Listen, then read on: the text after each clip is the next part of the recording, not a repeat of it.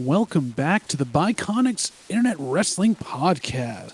Might sound a little different this evening just because right now you've just got me, JVL, Jon VL, doing his little thing here and getting everyone set up and going on here again. But our regular hosts, Mikey and Minnie and Adolfo and the Professor John, are all right now either on their way in or have some other things coming up. So we're going to be doing it solo here until Mikey shows up in about 5 minutes here for the second night of the WWE Draft.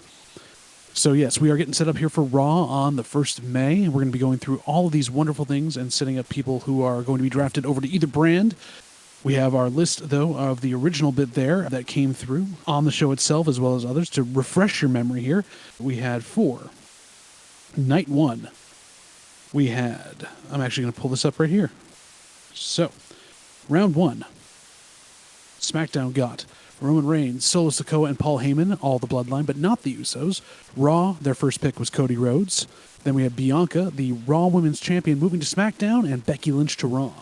Round 2 saw the Street Profits moving to SmackDown, Imperium, all three, including Gunther, our Intercontinental Champion, going to Raw, Edge to SmackDown, and Matt Riddle to Raw. Round 3, Bobby Lashley to SmackDown, Drew McIntyre, the Scottish Psychopath, going to Raw. The OC, Gallows, Anderson, Meechin, and AJ Styles to SmackDown, and The Miz to Raw. And then in Round 4, Damage Control going to SmackDown, all three. Shinsuke Nakamura to Raw. Alba Fire and Isla Dawn, the NXT Women's Tag Team Champions, going over to SmackDown somehow. And then also, Indy Hartwell, the NXT Women's Champion, going to Raw. And then after the fact of that, they then the next night announced a bunch of others here. Going to Raw were the Viking Raiders with Valhalla, Dexter Lumis, Candice LeRae, all of Maximum Male Models, Natalia, Sonya Deville, Chelsea Green, Apollo Crews coming up from NXT, Zoe Stark coming up from NXT, and JD McDonough also coming from NXT, all going to Raw. SmackDown got Hit Row, wonderful, and Lacey Evans. And free agents, which they've described as people that can float between brands, so far have been almost an MVP, Dolph Ziggler, Von Wagner, and Mustafa Ali. Basically, folks, they don't really have anywhere for them to go. So I'm getting set up here to watch the live, give you live reactions to what the draft is going to do, and hopefully we can get a good connection here because I keep losing my feed. But we'll have our hosts come on soon and talk it through. But right now, it looks like, in all honesty, we have quite a bit of people moving around. Some strange choices going in there, but overall the presentation has not been anything worthwhile that we have seen. So yes, I'm logging on here. I'm trying to get this all set up for you. Make sure we have you all good and listening in correctly. And I'm missing out on it right now. It's coming in hot and heavy. So hopefully we can get our things moved here. There we go. So here comes Triple H again, coming up on top of the show. I'm assuming with 4 picks. Just like last time, if this actually works. Oh, and they've blocked the feed on that one. Have they blocked all of our feeds? I may not be able to tell you what's going on here. There we go. So I'm a little behind now. I am not live on this, but I'm listening. I'll give you the best I can. Right now, we have Triple H coming out. They seem to be all very happy about him doing this in Fort Worth, again in Texas. Weird that they're doing all this all in Texas again. They've got the giant table sitting out there with what looks like to be a championship belt next to it. But again, not many responses or reactions. We did have a couple of views last time of the NXT locker room during it, as people were called up. That's what I was hoping for all the other locker rooms, like we had in other drafts, but somehow it doesn't seem to be coming across that way. We had a Bianca Belair pre-taped one from her hotel room, which wasn't live, obviously, so she knew where she was going. So we come back to the whole thing of WWE had said nobody had known exactly where they were getting drafted to. They had no idea which place they would go to, so how can you have a pre-recorded reaction video to being drafted somewhere? It's kind of weird to me. So Triple H is standing up there at the platform again. Let's see what he says here. And folks, I apologize if I go dead a little bit here. I am listening as I'm going, and this is doing the best I can for commentary. But honestly, nothing else has changed about this. The presentation is just a table. It is a table next to a table holding the World Championship, which looks basically like a butthole, which you cannot get around now with where it's placed. And on top of that, it's just an opening promo segment on Raw. Not the most grabbing or attention gathering, but here he comes. Crowd is loud there in Fort Worth, though. They are in for this. He's reading off the cards. He's reading his entire promo off the cards as well, so it seems like a Hall of Fame speech. This, again, not really interactive, but he's doing as best he can. He's setting the ground rules again for the draft. So he's just going to be over the basic roles again and the rules that he's set down. And he is not setting down again what the what the free agents are going to be here. We're actually wondering exactly what that means, if it's going to be a just rule of small, lower mid-carders that they can use as fodder, or are they going to be doing anything else? Yeah, that's basically my question here, is that what these free agents are, it's not a wild card rule as much, because they're not just people they want to see, but I guess since they don't have creative for them, like Von Wagner, for one, who has no charisma and is being brought up from NXT because he's big and Vince loves him, it seems like they're either Vince projects or people that they want to use as shorthands to lose all the time, like Dolph Ziggler, or people in that ilk. Mustafa Ali, unfortunately, who was very good, but they're not using him in a very strange way. So again, we're looking at what can be in this draft. This is the way to end it out, and we can pull up kind of ideas of who can be drafted tonight, but it's going to be, obviously, the U.S. champion's going to be drafted, a bunch of other big draftees. The tag team titles could be being drafted right now. We do not know. We are still waiting to see here. I'm refreshing my feed here because obviously the stream is getting blocked on certain things because it's not supposed to be going, and I'm not watching it very legally, but it's okay. We'll get that there. All right, let's see if we get the first couple picks here. I'm just trying to get my feed up and running again, which it's not. Oh, well, we gave it a shot. I'm not much of a help here, again, without having a feed in front of me to watch. Being a personal person that doesn't pay for cable, tough to have this go at this point, so I'll see what I can find here. Again, I'm sorry, technical issues on our side here. Trying to get things up and running, and things are not good. Well, I may be missing some of the picks, but we'll come back to them later. We'll talk about it as we go along. But yes, I'm here with you. I'm talking it through and trying to be as verbose and easily understood as I can. I'm waiting for this. Oh, I've just jumped in here. Rhea Ripley has been chosen for Raw. Not surprised. If they already have the Raw Women's Champion going over to SmackDown, they were going to do this for Rhea Ripley. We saw this coming a mile away.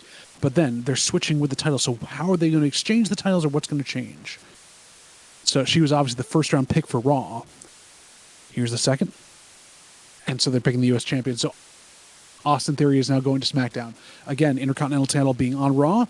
Not again, the first round, no surprises so far. Rhea Ripley, Austin Theory.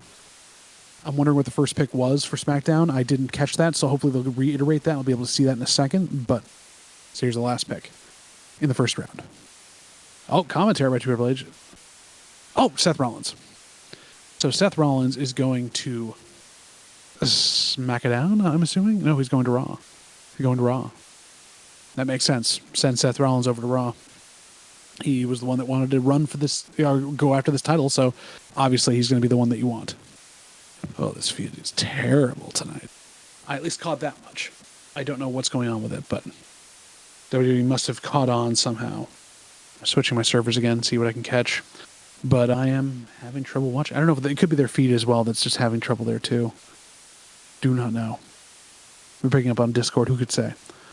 But the servers are having obvious issues getting set up and running here. I feel like it could also be my own technical things too. I wouldn't be surprised. So I'm missing quite a bit here, folks. I apologize. I'm having technical issues getting this going. And of course, without anybody else that could have a better way of setting this up, it's very tough to do. So, we are doing our best here to get this up and running for you so I can get back in, see what's going on. But other than that, 4 picks. I haven't seen the first pick yet, but the other 3 picks, nothing surprising. All the ones they had to address. Really, in this draft, it's more of we want to see what the middle rounds are going to be just because of the mid-cards that they would pull, things that we do, who they would pull from. I'm surprised Charlotte Flair wasn't like a first pick there or anything else, so she's still in the running for a lot of stuff here. But yeah, so I am hanging. Waiting for this server to come back up and run around, but don't know what's going on here. Sorry, folks. Again, all you're hearing is me clicking, doing stuff about that, making sure that we have all this set up and running. And yeah, we're doing our best with it. We're doing our best. Unfortunately, as I've said multiple times, I am not someone who pays for cable or other things like that, so therefore, you're not going to have that much for me here. Till I can get some sort of feed. There we go. So now we're on Paul Heyman coming out here. So I'll get back to that when they can go through some of those other ones here. I did not catch that first one. Obviously, we're having issues with my stuff is going on, and I can't be up there. But right now we're sitting there, and basically I'm again, The draft itself is pointless in a lot of ways, unless they're going to have a hard brand split of any part, which I don't know if they will.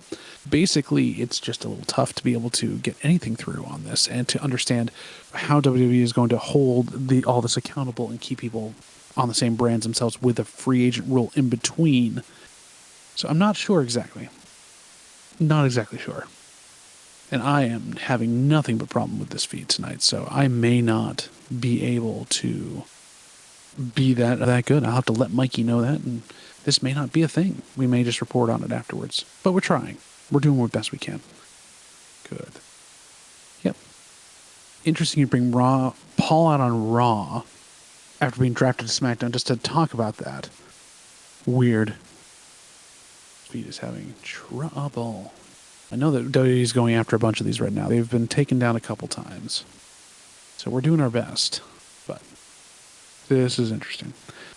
I'm going to contact Mikey in a little bit, actually, once he gets out of his meeting, and hopefully be helpful. But again, I'm also on the East Coast, so I'm watching this live, whereas they're going to be at like dinner time for a lot of their stuff, a lot of my other co-hosts. So it's tough.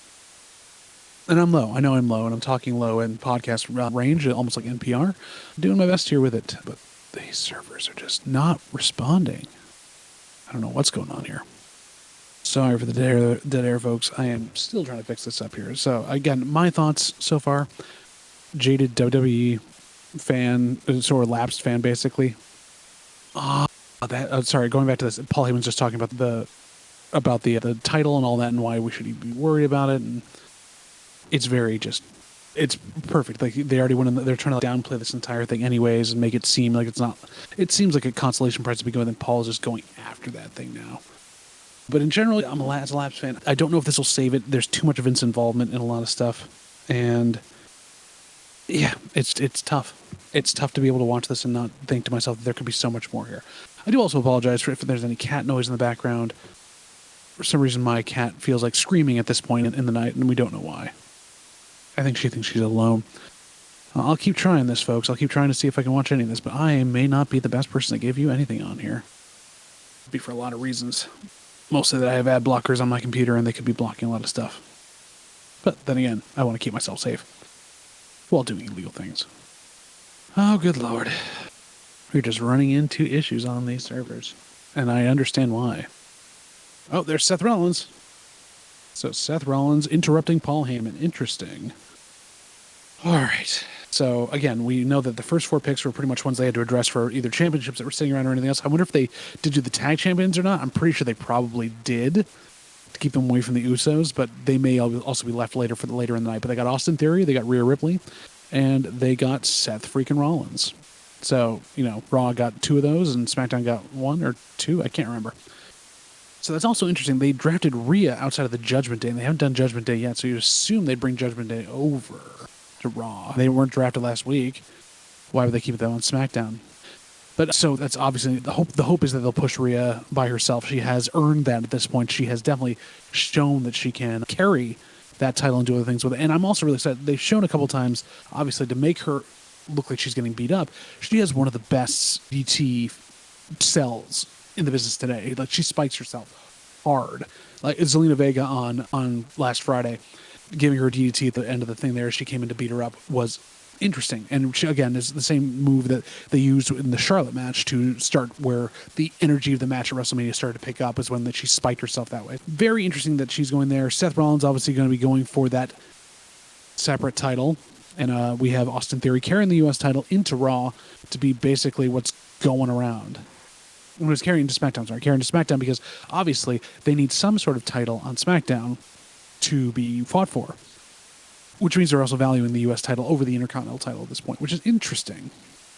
To say the Intercontinental title has always been the workman's belt, and the U.S. title, while a good TV title, has never been one that has made anybody, even since John Cena. So having Austin Theory bring it over there, it's going to be a quick loss, obviously, to Bobby Lashley at this point. He's over on SmackDown, put it on him again. I don't know. But we've got Cody, we've got Seth. Brock hasn't been drafted yet. I'm assuming Brock's going to be drafted over to Raw tonight because they're going to have to do that, unless they're not going to do that for Backlash. Because, again, is Backlash a pay-per-view for both brands, or is it going to be one for just Raw stars, anything else? Are we going to have monthly pay-per-views for each one, or 1 month is one brand, 1 month is another? They still haven't addressed any of this.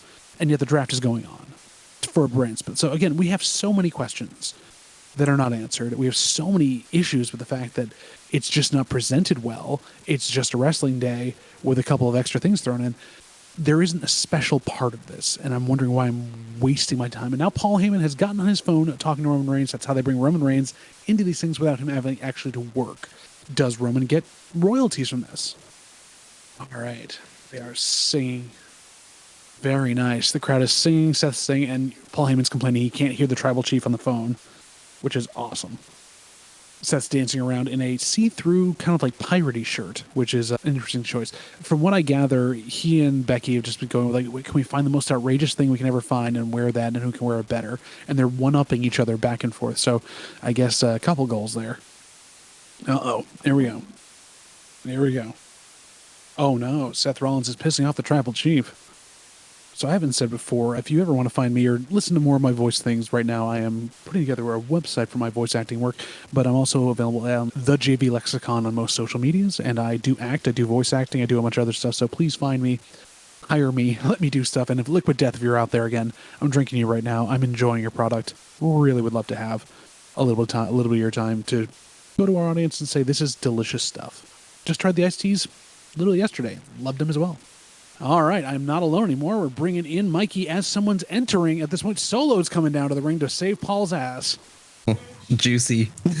We're much talking about how I missed the first pick of the draft. We'll probably see it brought up somewhere else. But the other picks we've gotten so far, Rhea Ripley going to Raw, obviously, with the SmackDown Women's Championship. Austin Theory going to SmackDown, and Seth freaking Rollins going to Raw. That's where they left at that point. And now we have Solo almost kicking Seth's ass. All right.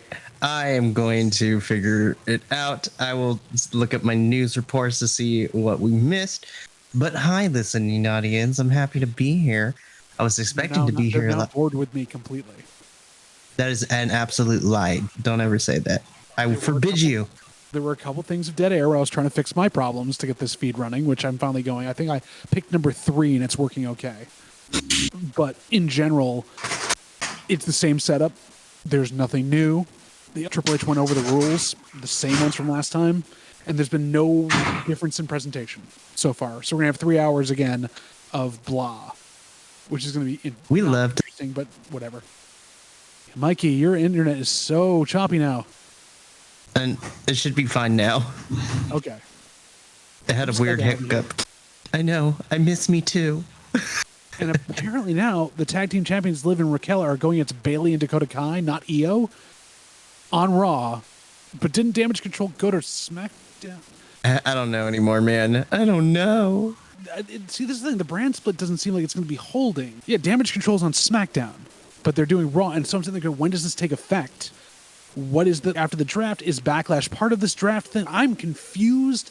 And that's the other thing that's gotten me here is that they haven't explained how the inner workings of this are going to work. They're just drafting people, which is freaking bizarre. That's really bizarre. Yeah. So I the problem again, while I was here by myself, I was asking a lot of questions, didn't have a lot of answers, going through my thoughts about it, and just like hoping we get something different, and nothing different so far. But the SVU episode beforehand was disturbing. It's it's so weird, but it is the USA Network, so. That's very true. Yeah, Mikey, basically that's where we are at this point. A match hasn't happened yet. Solo and Seth just basically almost got into it. And they've had the draft and then a promo. It's a 3-hour show. They got to build to it. So they don't have enough ideas to really carry a 3-hour show. But obviously we need to keep it 3 hours for all of our ad revenue here that we're getting for this, like Bud Light Seltzer. All right, let me see what to do. Let's check on the social medias to see if I missed anything. Okay, here we go. So let's see. Okay, so now I see where the first pick got missed. So the first round of the draft going to Raw is Rhea and Seth, and then going to SmackDown, Austin Theory. Yeah, so Theory's going to SmackDown, and Charlotte is staying on SmackDown. So that was the pick you missed, Charlotte. I joked that it was Charlotte, and so Charlotte was the number 1 pick, which is even more fucking ridiculous. You picked her. Oh my god, why? She's bodybuilding right now. She's not even going to be on SmackDown. I joked, and I shouldn't have joked. I knew they would pick Charlotte first. Of course they would. Oh, God. Again, not surprising. Not surprising at all, but still very... It gets me where I'm like, I know I shouldn't be angry about it. I know it's just wrestling, but there's no reason for this.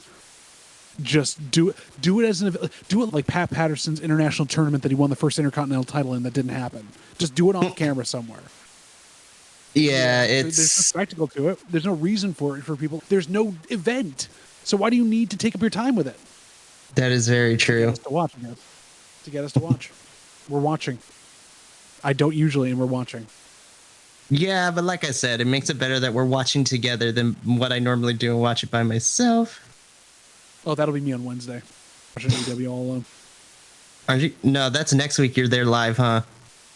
I'm not there live. Oh, no, I won't be there live. And it's not next week. It's in 2 weeks. I'll be watching it live in the hotel room.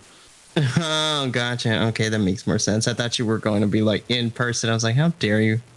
No, I'm just able to watch cable TV because I'm on a hotel room paid for by my job. Rhodes. Le Rhodes. Am I ahead of you? Am I behind you? You're actually ahead of me this time. Oh, wow.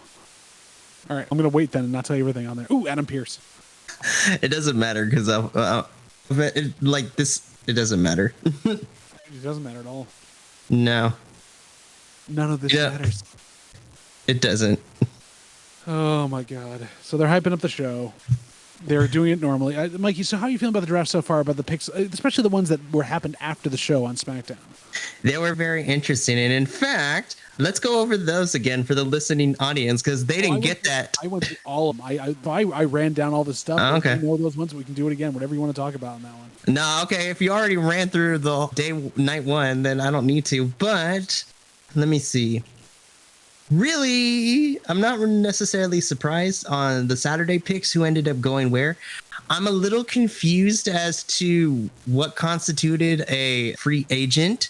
Which they still have not clarified, even though there's been a couple social media posts that they think of what's going on, but don't know. So I'm like, I swear to God, if all the champions get drafted to the main roster, I'll be like, what the fuck are we doing? Not drafting Carmelo Hayes. He's not coming up.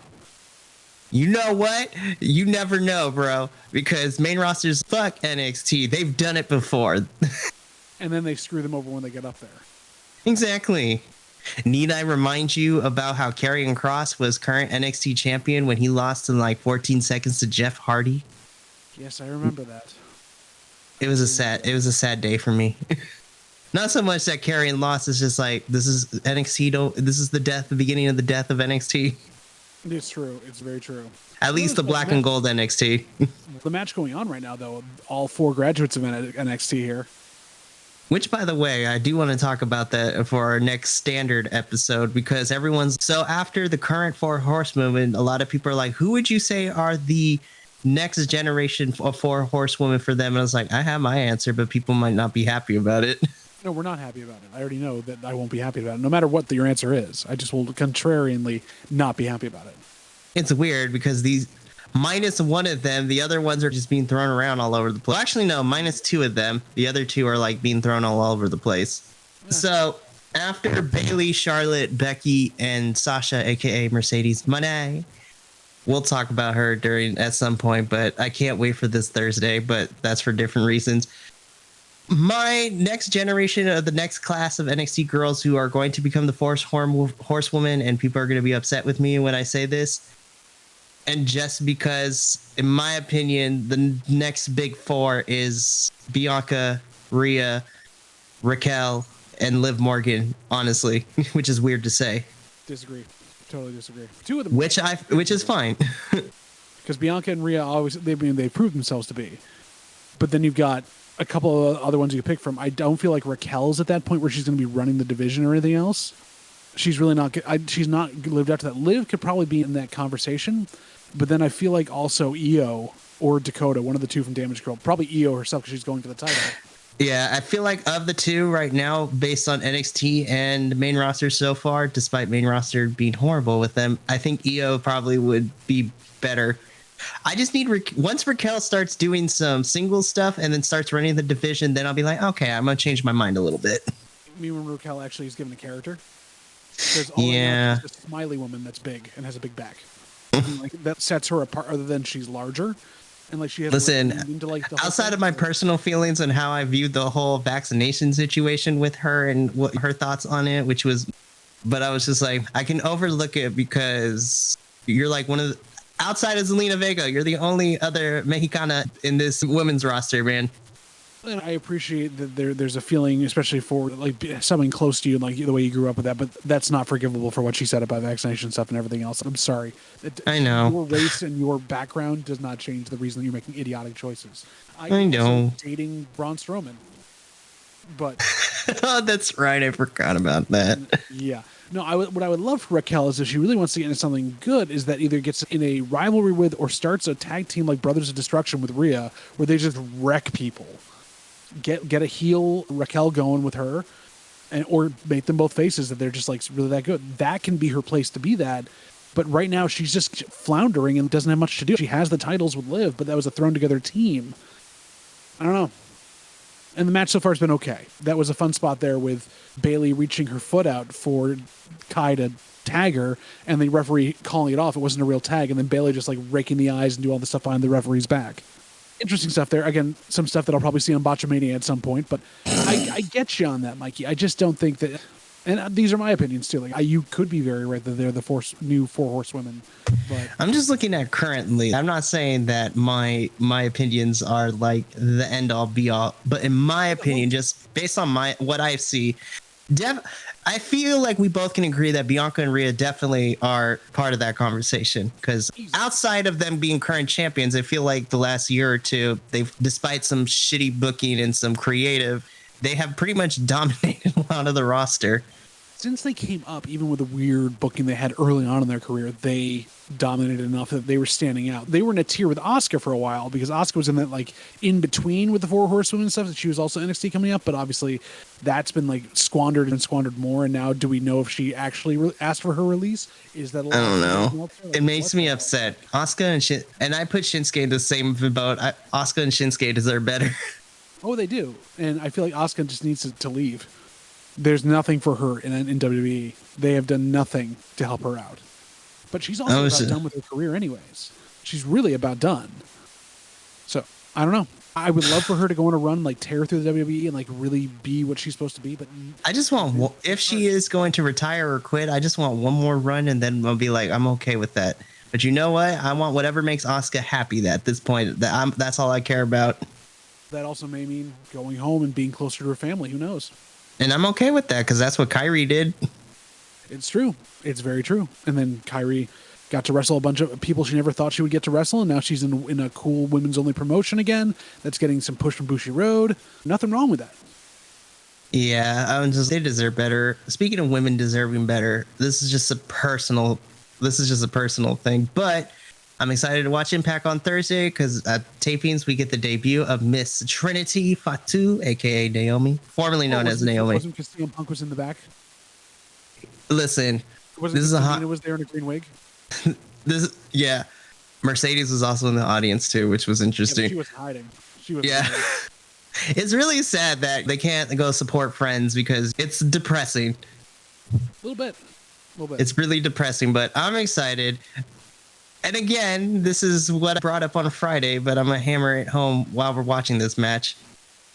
I shouldn't be because this is the internet, but I get annoyed. I was just like, why are y'all being racist and sexist? And I was just like, you guys were praising Mercedes for doing this, but but now that Trinity's doing the same thing, they're dumping so hardcore on her. And I'm like, I don't get it. I mean, it's the difference between Mercedes and her, I guess, for how they're viewed in the hierarchy of it. Like Naomi, for a lot of people, while she was a very good athlete, she wasn't as popular as Sasha Banks was in WWE. She never was. I agree.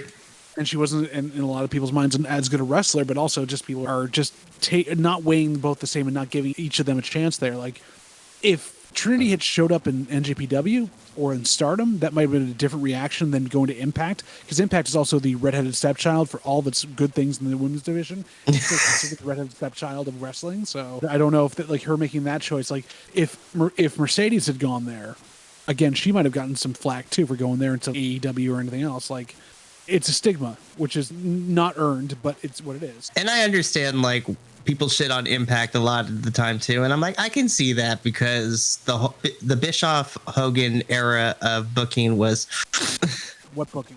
that part outside of booking themselves. Oh. But I still hold true that in the time of this recording in 2023, Impact's booking of the women's division is the best across all the major brands between WWE and AEW. They've got more to do. They have so much more to play with, and they build their stars up and give them work, like creative. Mostly because their male stars suck, or at least a lot of them do. So right now, there's not a lot of choice because Josh Alexander is out on injury. Mickie James dropped the title because she's out on injury. But I'm not mad that Deonna is champion again. Deonna will have a good run with that. I think Deonna's going to have a good proper thing. I'm just saying the male superstars, the ones that they were building and had good things, all moved over to Ring of Honor, basically, and are all over there now. Yeah, I'm trying to think. So who are your main contenders? I will say, I think had Josh not got injured, it would have been a momentous occasion because at Rebellion a couple of weeks ago, Steve Maclin definitely would have defeated Josh. I enjoyed the match, though, that we got between him and Kushida for the vacant title, which is weird to see. That match was so good. It sounded like it was a lot of fun. You guys can always go watch it back. Y'all have access to my Fight account. It's true. We can. Do I want to take extra time? I don't know. Probably not. Now, Damage Control won, but they didn't win the titles. Helpful. I swear, if we get a repeat of this on, we've done so well. I don't want a pre-show match. I don't want a pre-show match for Backlash. I don't either. And I'm like, also, why are you having them win? If you want Bayley to break off from them and like do whatever else with Bayley is like going to be Booker T. Oh, look at that. We finally got a women's legend to be part of the draft. Wow. It just took us how long? Only because she's going up there with her husband. I know. It's depressing. And we're still beefing with some of the other women too. I'm like, you guys, I need y'all to get it together. But in general, like, I thought if they're going to be doing this stuff again, it seems like creative doesn't know what to do with it. You have Damage Control winning when they've been losing forever. What is going on now? Like, I don't get that. I don't know. But yeah, so back to our Impact talk, right? Yes, let's go to the Impact talk. I'm trying to think. So if we're going to talk about big players, there's not a lot of them right now. For goodness sakes, at Under Siege in a couple of weeks, Steve Maclin will be defending that title against PCO of all people. No, not hating on PCO. I think the man does things that he shouldn't do at his age, but he's entertaining as all hell.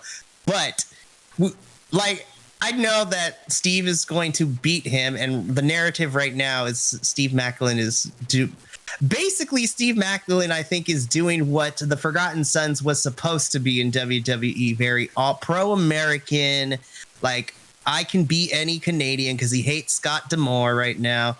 It's giving me really weird vibes. And I'm like, okay, Impact, at least the last 2 years I've watched, you have been very good to me of not pulling WE levels of bullshit. But let's not toe this line now. The racist vibes are very tough from that, too, because I don't want to get super political about it, but obviously that's the line you walk with that as well now, which is terrible. And I'm just like, it was so weird because, like, the championship ceremony, like the changing of the guard thing, like, I know what that is because I am a kid of a military person. And I'm just like, it was really weird to see this kind of thing in my wrestling. Like, I know I suspend my disbelief for a lot of things when it comes to characters, but I was watching this and I'm like, okay, it wasn't bad, but like something doesn't add up here for me. I feel weird about it. Yeah, no, I totally would get that. That's how I felt when they had the Forgotten. What's the name? The Forgotten Sons. I don't remember who they were. I just forget what their name could have been. But in general, they came off just the shade of the wrong end of Blue Lives Matter, and I was like, I don't like this on my wrestling stuff, but they're catering to an audience, so yeah. Because PCOs, I'm trying to think. The only other PCO was a Quebecer. I will say, I do appreciate the fact that we do have husband and wife champions currently in Impact right now. Because Steve and Deonna are married. And by the way, I'm going to send you a video later. I saw it on Facebook. Because this weekend, Gunther and Jenny got married. And to watch the dance and the reception was something I did not know I needed from Gunther. I was just like, this man is my new favorite. And didn't they just release an awesome new T-shirt of his too that I think my friend just sent me actually? Yes. Gunther with the handprint. I want it. I want it, so I'm gonna get it when in my next paycheck. I'm like, but I have to save at this point because I want to get a Rivian. It's never gonna happen, but I want a Rivian real bad. that would be so good. I'm trying to think. Honestly, Rich Swann could probably face Steve. I don't know how we're going to get to it, but eventually we are down the line. I think the main goal right now, until Josh gets better, we're going to get Steve Macklin versus Nick Aldis at some point. Because he's now officially signed with Impact. Yeah, I'm pretty sure if not at Slammiversary, then probably Bound for Glory. But that's a long time for Bound for Glory because that's in October. Yeah, I don't think they can carry it that far. With that Slammiversary is in July, so I could see it to Slammiversary. They're going to have to bring somebody in for a long-term part that's not feasible. It's got to be a name. Because your other men at the moment, they're either in the tag. By the way, the men's tag team division is really good in Impact, in my opinion. But then you also your mid carders are stuck in the X division scene. Like Under Siege just got announced today that Alex Shelley will be facing Trey Miguel for the X division title, which should be a great match. By the way, Trey Miguel is great, and Alex Shelley is Alex Shelley. There you go. Even I know who Alex Shelley is, and I don't watch Impact. So 20 years of wrestling. It's crazy. Him and PCO just have old people go at it. I don't know. Yeah, the men's division's really interesting because I don't think it's interesting. I think it's decimated. They have lost everything they needed to be able to carry that through. And luckily, their knockouts division is really good. But they definitely need a resurgence of men's talent because their women's roster, there's a lot of things. They got some great talent. I will forever stand Trinity, but you have Jordan Grace, Deonna Purrazzo, Tasha Steelz, and then even your mid-carder women's, you have the Death Dolls, the Coven. When they have women's stables, you have enough people doing all women's stable.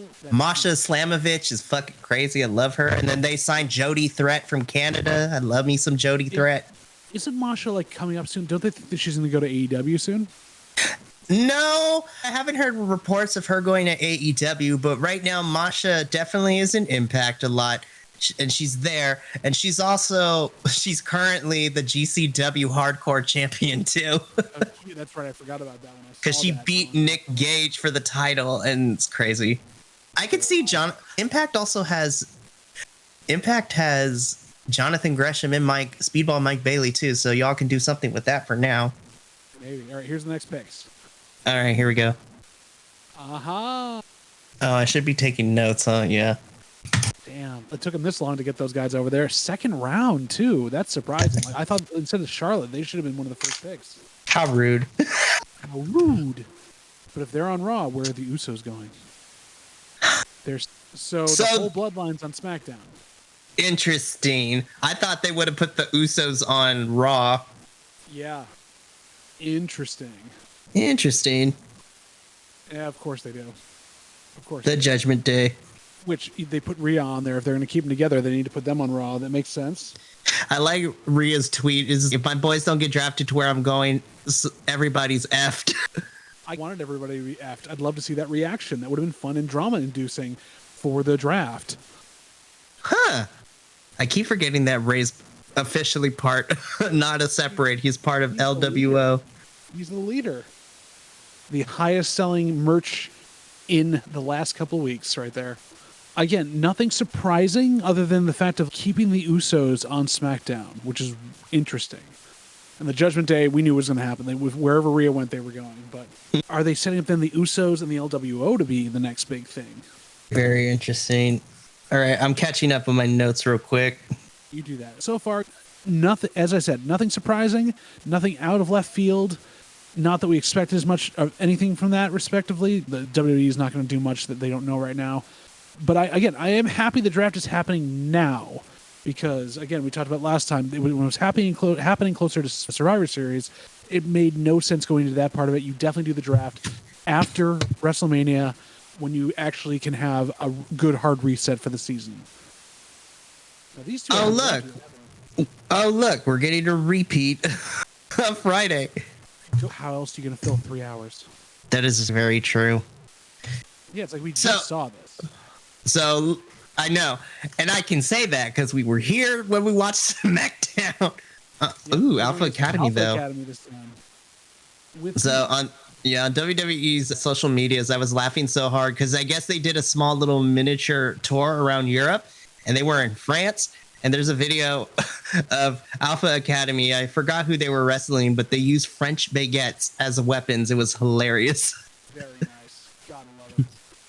And I have a game tomorrow, so I can't see NXT live. I have to watch it later. Oh, Muffin, I'm so sorry.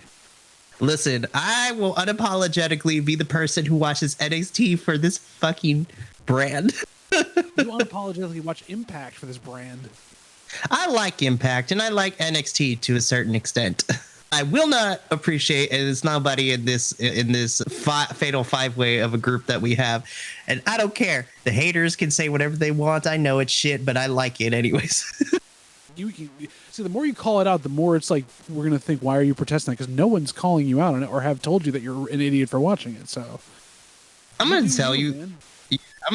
I wasn't before. Like, this was when 2.0 started, and then I just saw the decline of NXT. There was a point where I was ashamed to tell people I watched NXT because the terrible. Yes, it was terrible, but I was like, but I'm still I'm being positive. Like, I could find certain things. Oh, everyone's going to Tots now. Domino's Tots. Tots are delicious, and I love them to death. I don't want Domino's making Tots. Do we know if we're going to have anybody else? I thought Minnie was going to be in from the beginning of this. And he's kind of dropped off the face of the earth.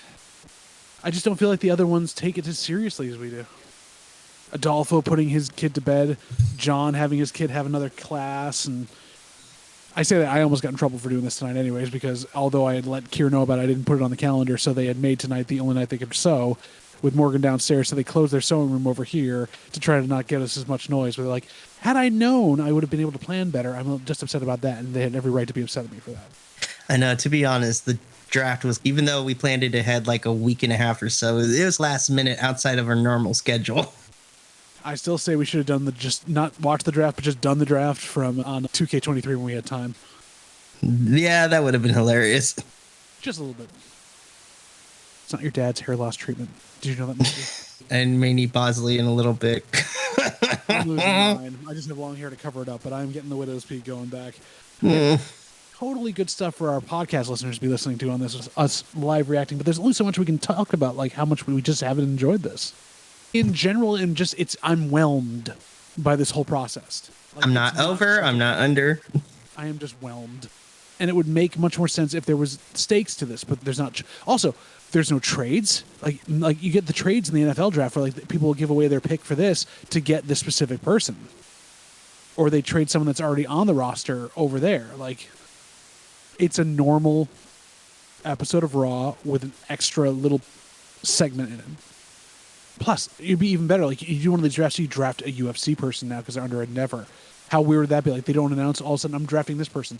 They're in UFC. Now they're here. Maxine Dupree. How was Maxine Dupree with them? She got drafted over to SmackDown. Now they're on Raw. I think they actually got drafted to Raw. Alpha didn't, but Maximum Male Models did.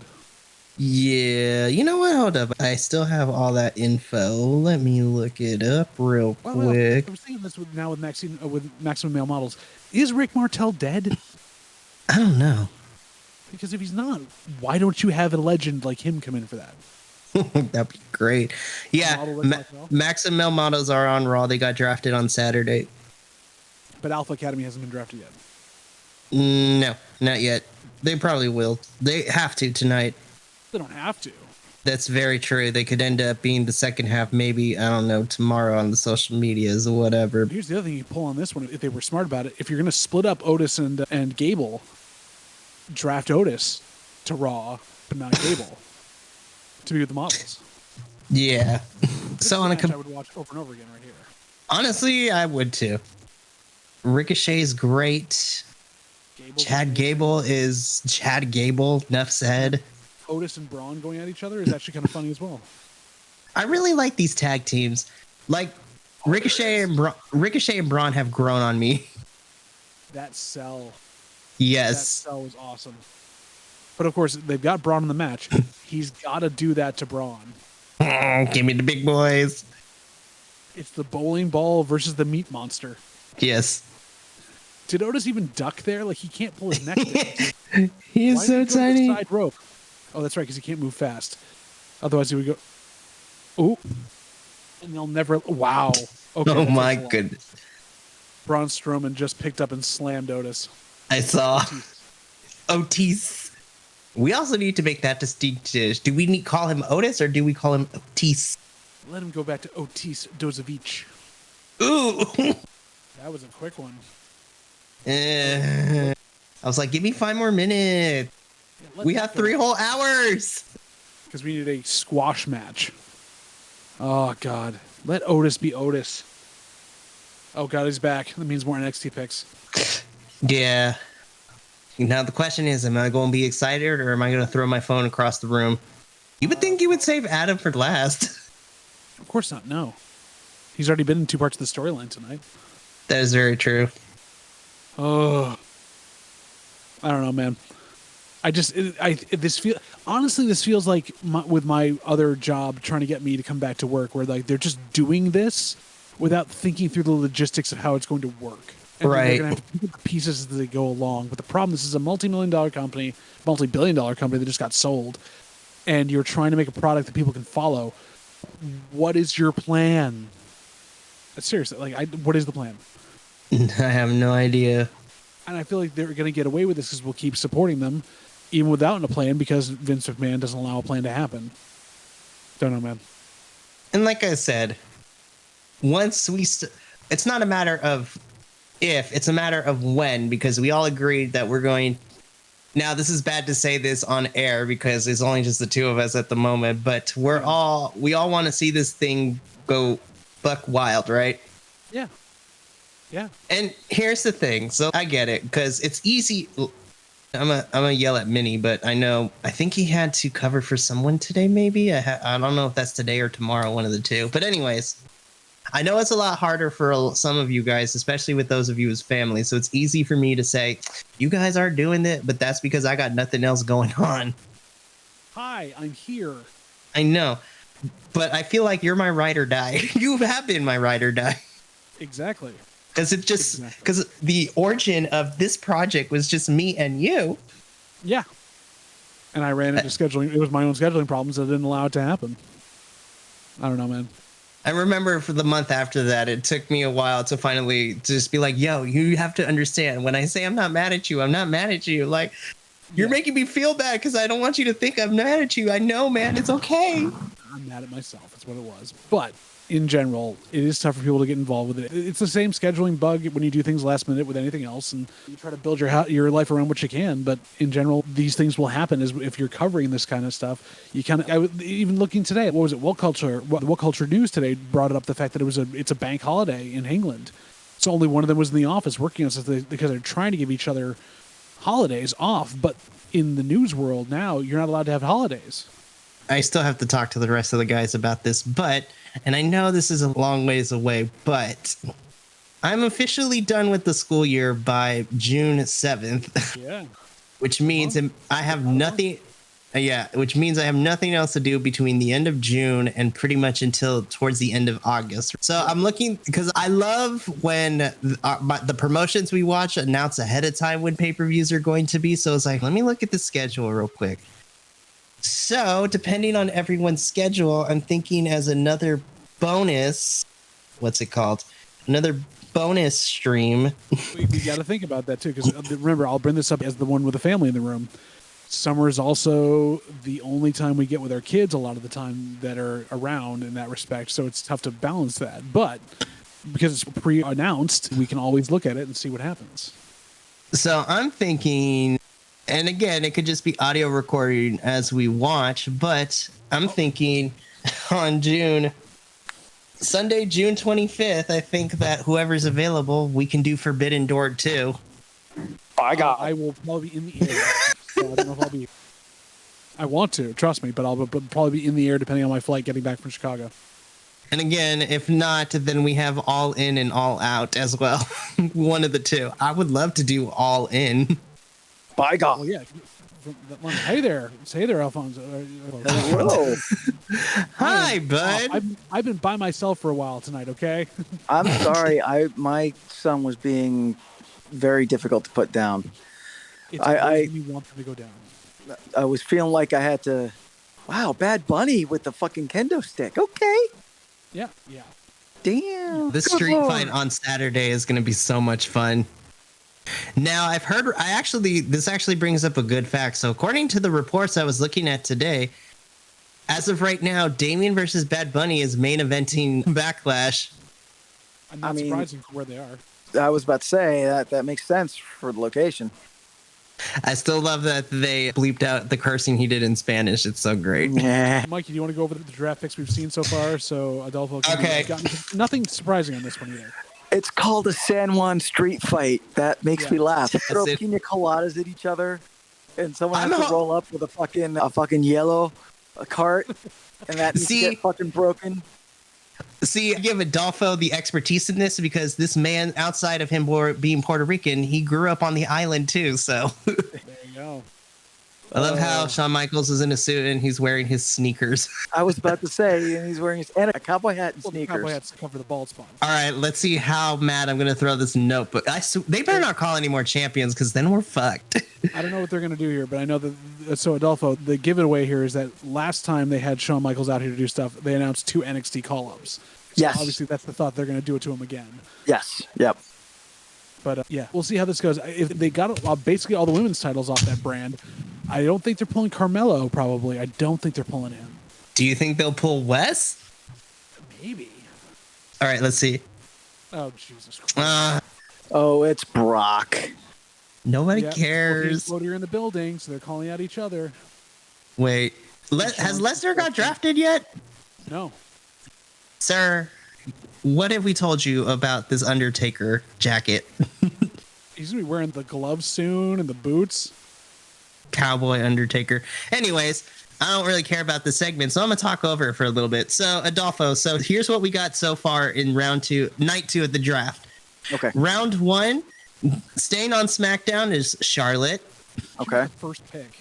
Yeah, she was the first pick, which is interesting. Going to Raw, and she's your current SmackDown Women's Champion, is Rhea Ripley. Interesting. Well, Bianca for SmackDown on SmackDown, so. Yeah. So Bianca's on SmackDown, and she's the Raw. So we'll see what happens with those women's titles. Going to SmackDown is current U.S. champion Austin Theory. So the U.S. belt is switching to SmackDown. Again, and then the Continental belt is on Raw. And then ending round 1, Seth Rollins stays on Raw. So that makes a lot of sense. Okay, then round 2, the first pick of the second round is your undisputed tag team champions, Sami and Kevin Owens. They are being drafted. They are, I want to say drafted / staying on Raw because they go between both, but they're exclusively on Raw. And I put that in air quotes for our listening audience. Bet. Going to SmackDown is the Usos, so those 2 teams are being separated. And the bloodline is now complete. Now all the bloodline is on SmackDown. So that's interesting. Getting drafted to Raw is Judgment Day, so Finn Balor, Damian Priest, and Dominic Mysterio are all on Raw. And then being drafted to SmackDown. Local talent. Yeah, and being drafted to SmackDown is the entirety of the Latino World Order, so that is Rey Mysterio, Santos Escobar, Joaquin Wilde, Del Toro Cruz, and Zelina Vega. So those 5 are now on SmackDown. Point of information, the LWO merchandise is the hottest selling merchandise currently. It is fire. I want to get it. I do. Dude, I'm mad because I actually looked to check it for extra large because, I am a manly size. And it was all fucking sold out. I was so mad. XL has been sold out and medium has been sold out apparently. Everything else is still there, but double XL and medium. Yeah. There was another shirt they released this week though that I want to get to. I was telling Mikey this. They released a Gunther shirt with Gunther at the bottom and a big handprint from where he chopped it. Nice. Oh, Cody's coming out now. Of course he is. They're in the building. In my soul. Round of the draft. Oh right, they have 3 hours to get through. They can have time. See, I won't be watching. Yeah, I won't be watching Backlash live because I'm gonna go see Guardians of the Galaxy on Saturday. Oh, see, which is still a lot of fun. So I can watch it live on Saturday. I'm seeing it at the drive-in on Friday. Nice. Double feature of that and Quantumania, which I haven't seen yet. Yes. Here's the thing, I'm in the grand scheme of the Marvel Cinematic Universe. Quantumania to some people wasn't that great, but I don't have high expectations. I just go to enjoy it, and I enjoyed it. Right. And also, they've been scrambling now to cover for Jonathan Majors because of the whole Kang thing. Did you hear what they announced? No. They're thinking they're going to try to move Galactus up to try to cover for Kang. So give Kang some time for it to settle and recast him, basically. And they want to cast Antonio Banderas as Galactus. I would not Really? be mad. I'm not going to be mad if I'm That's being I honest. think that'd be really interesting. Puss in Boots as Galactus. That'd be hilarious. Oh, hang on. My kid got out of bed. I'll be right back. It's okay. It's a commercial. It's fine. Nothing happened in that. They wasted an entire thing for that. What was the point of? They each beat up local talent. They each did a bunch of seriously. Let me see. Yeah. Let's see. What other... I mean, they announced it literally after the show. Just in other wrestling news. In 2 weeks, next Wednesday, not this Wednesday, but next Wednesday, May 10th, we're getting a cage match with Jon Moxley and Kenny Omega. I'm like, Kenny, I'm ready for it. I'm excited. But I'm like, Kenny. I'm like, Kenny, you need to be careful. Where else were they going to go with that? There was someone else who was bringing up, why would you put them together now? I'm like, because they've been going after each other with screwdrivers on TV. Something. We have to. Something has to happen in that cage match because I still firmly believe we're getting blood and guts between these two teams at some point. Oh, who else do they have for the Jericho Appreciation Society who's been in them as well? So I don't know how to. The JAS. Now we're getting something between Jericho and Cole. Can we talk about this Britt Baker T-shirt though? Oh my God, yes. So I'm with her on a bit of it. I understand what she's saying, and I'm with her. If this was a man that was on there, no one would care. But at the same time, there's no context on the shirt like the other bloody shirts. If you're walking around with that shirt that you can't see it's a wrestling T-shirt, you're basically, it looks like you're just all about domestic violence. I was like, that's actually true. I didn't think about that, but you're right. There's no context on the shirt, so how would you know? And I'm like, Britt, I understand, but you also have to see it from where everyone else is standing. It's a woman with a black eye on a T-shirt and no context for it. Yeah, because she brought up her blood and guts shirt and a couple of the other ones that she had, her lights. But there was context for that one. Yeah, it's an 8 lights out and all that stuff on it. And it sounds like AEW is getting close to announcing their Saturday show. Collision is definitely hold up. Yeah. I have the date set because I've heard rumors when it's supposed to air. I think supposedly, I've heard it's Collision is on the 17th or the 24th. Whenever it's in Chicago, wherever it is. Yeah, where it is in Chicago, and I want to say it might be the 24th because actually no, it might be the 17th. The point being, I think we're going to get that announcement either at the end of this month or soon. But more importantly, and this is just me, once Double or Nothing is over, I'm like, all right, AEW, let's do a better job than we did last year. You have 4 weeks to build to Forbidden Door 2. But I feel like we're getting small hints and bits here. Yeah, Forbidden Door 2, Forbidden Window. Forbidden Window. In Ontario, Canada. Ontario. Oh, yeah. I hope they can do something. I'm worried about also the Saturday show being where they split the roster, basically, like a brand split, basically, where people that don't want to work with others, supposedly. Yeah, vice versa. Yeah, that was the rumor. That's the whole point of it, to keep CM Punk happy and make it so FTR doesn't get to fight the Bucks because they're best friends with CM Punk. I don't know. There's just too many shows now, and they don't have enough good creative to get the shows they do have. Oh, he hit him in the ear on that one. He wrote to full fist to the ear. That could have popped an eardrum. Fucking Shawn Michaels. I swear. Even Shawn Michaels is over this shit. On the first night, didn't they draft to Raw the NXT Women's Championship? Women's. Hold up, I got it. I think so the NXT Women's Tag Team Champions, Alba and Isla, they got drafted to SmackDown. Oh, okay. Wow. Asuka. Honestly, I think Asuka should move to SmackDown. Give her more of things to do. Yeah. Will she do anything? I want her to. She's really good. Also doesn't show the first women's Royal Rumble winner on there, just former Royal Rumble winner. New Day to Raw. Oh, didn't say Big E though. Didn't say Big E. He is still technically recovering from, what was that, neck surgery or something like that? Yeah, they had surgery on it, but they had brought up that he was available for the draft, which they said that like he was back. So I was like, what are they going to do with that then? Because if he's still injured now, why would you put him on as for a drafting thing? Okay, so the Brutes are staying on SmackDown. God damn it. But Drew's on Raw. So no more Drew and Sheamus. Interesting. So that's putting some people in different places that we thought they would go, but also not utterly surprising. Again, I'm not seeing Big E in the draft pool. Is he going to be a free agent somewhere until he gets off the injured list? What's happening with that? I thought they were breaking up the Brutes to put Sheamus somewhere. That's also interesting. I guess not. Oh, God, Matt Riddle. I just went back this week and watched a Matt Riddle-Will Ospreay match. It was really interesting, PWG.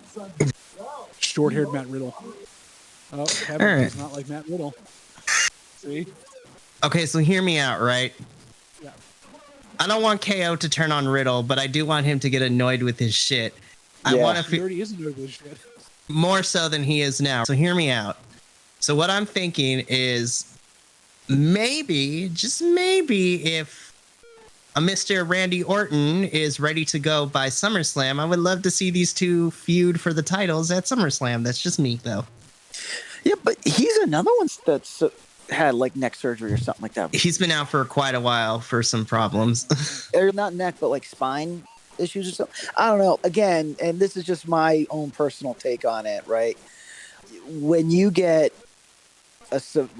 when you have to go through a severe surgery on a big body part like that, like your neck, your spine, your knee, you really need to reconsider like your options, because especially when it comes to like your back and your neck, being in a physical profession like wrestling or boxing or something like, or like football or whatever, like you're literally one drop away from having a really bad day. You know what I mean?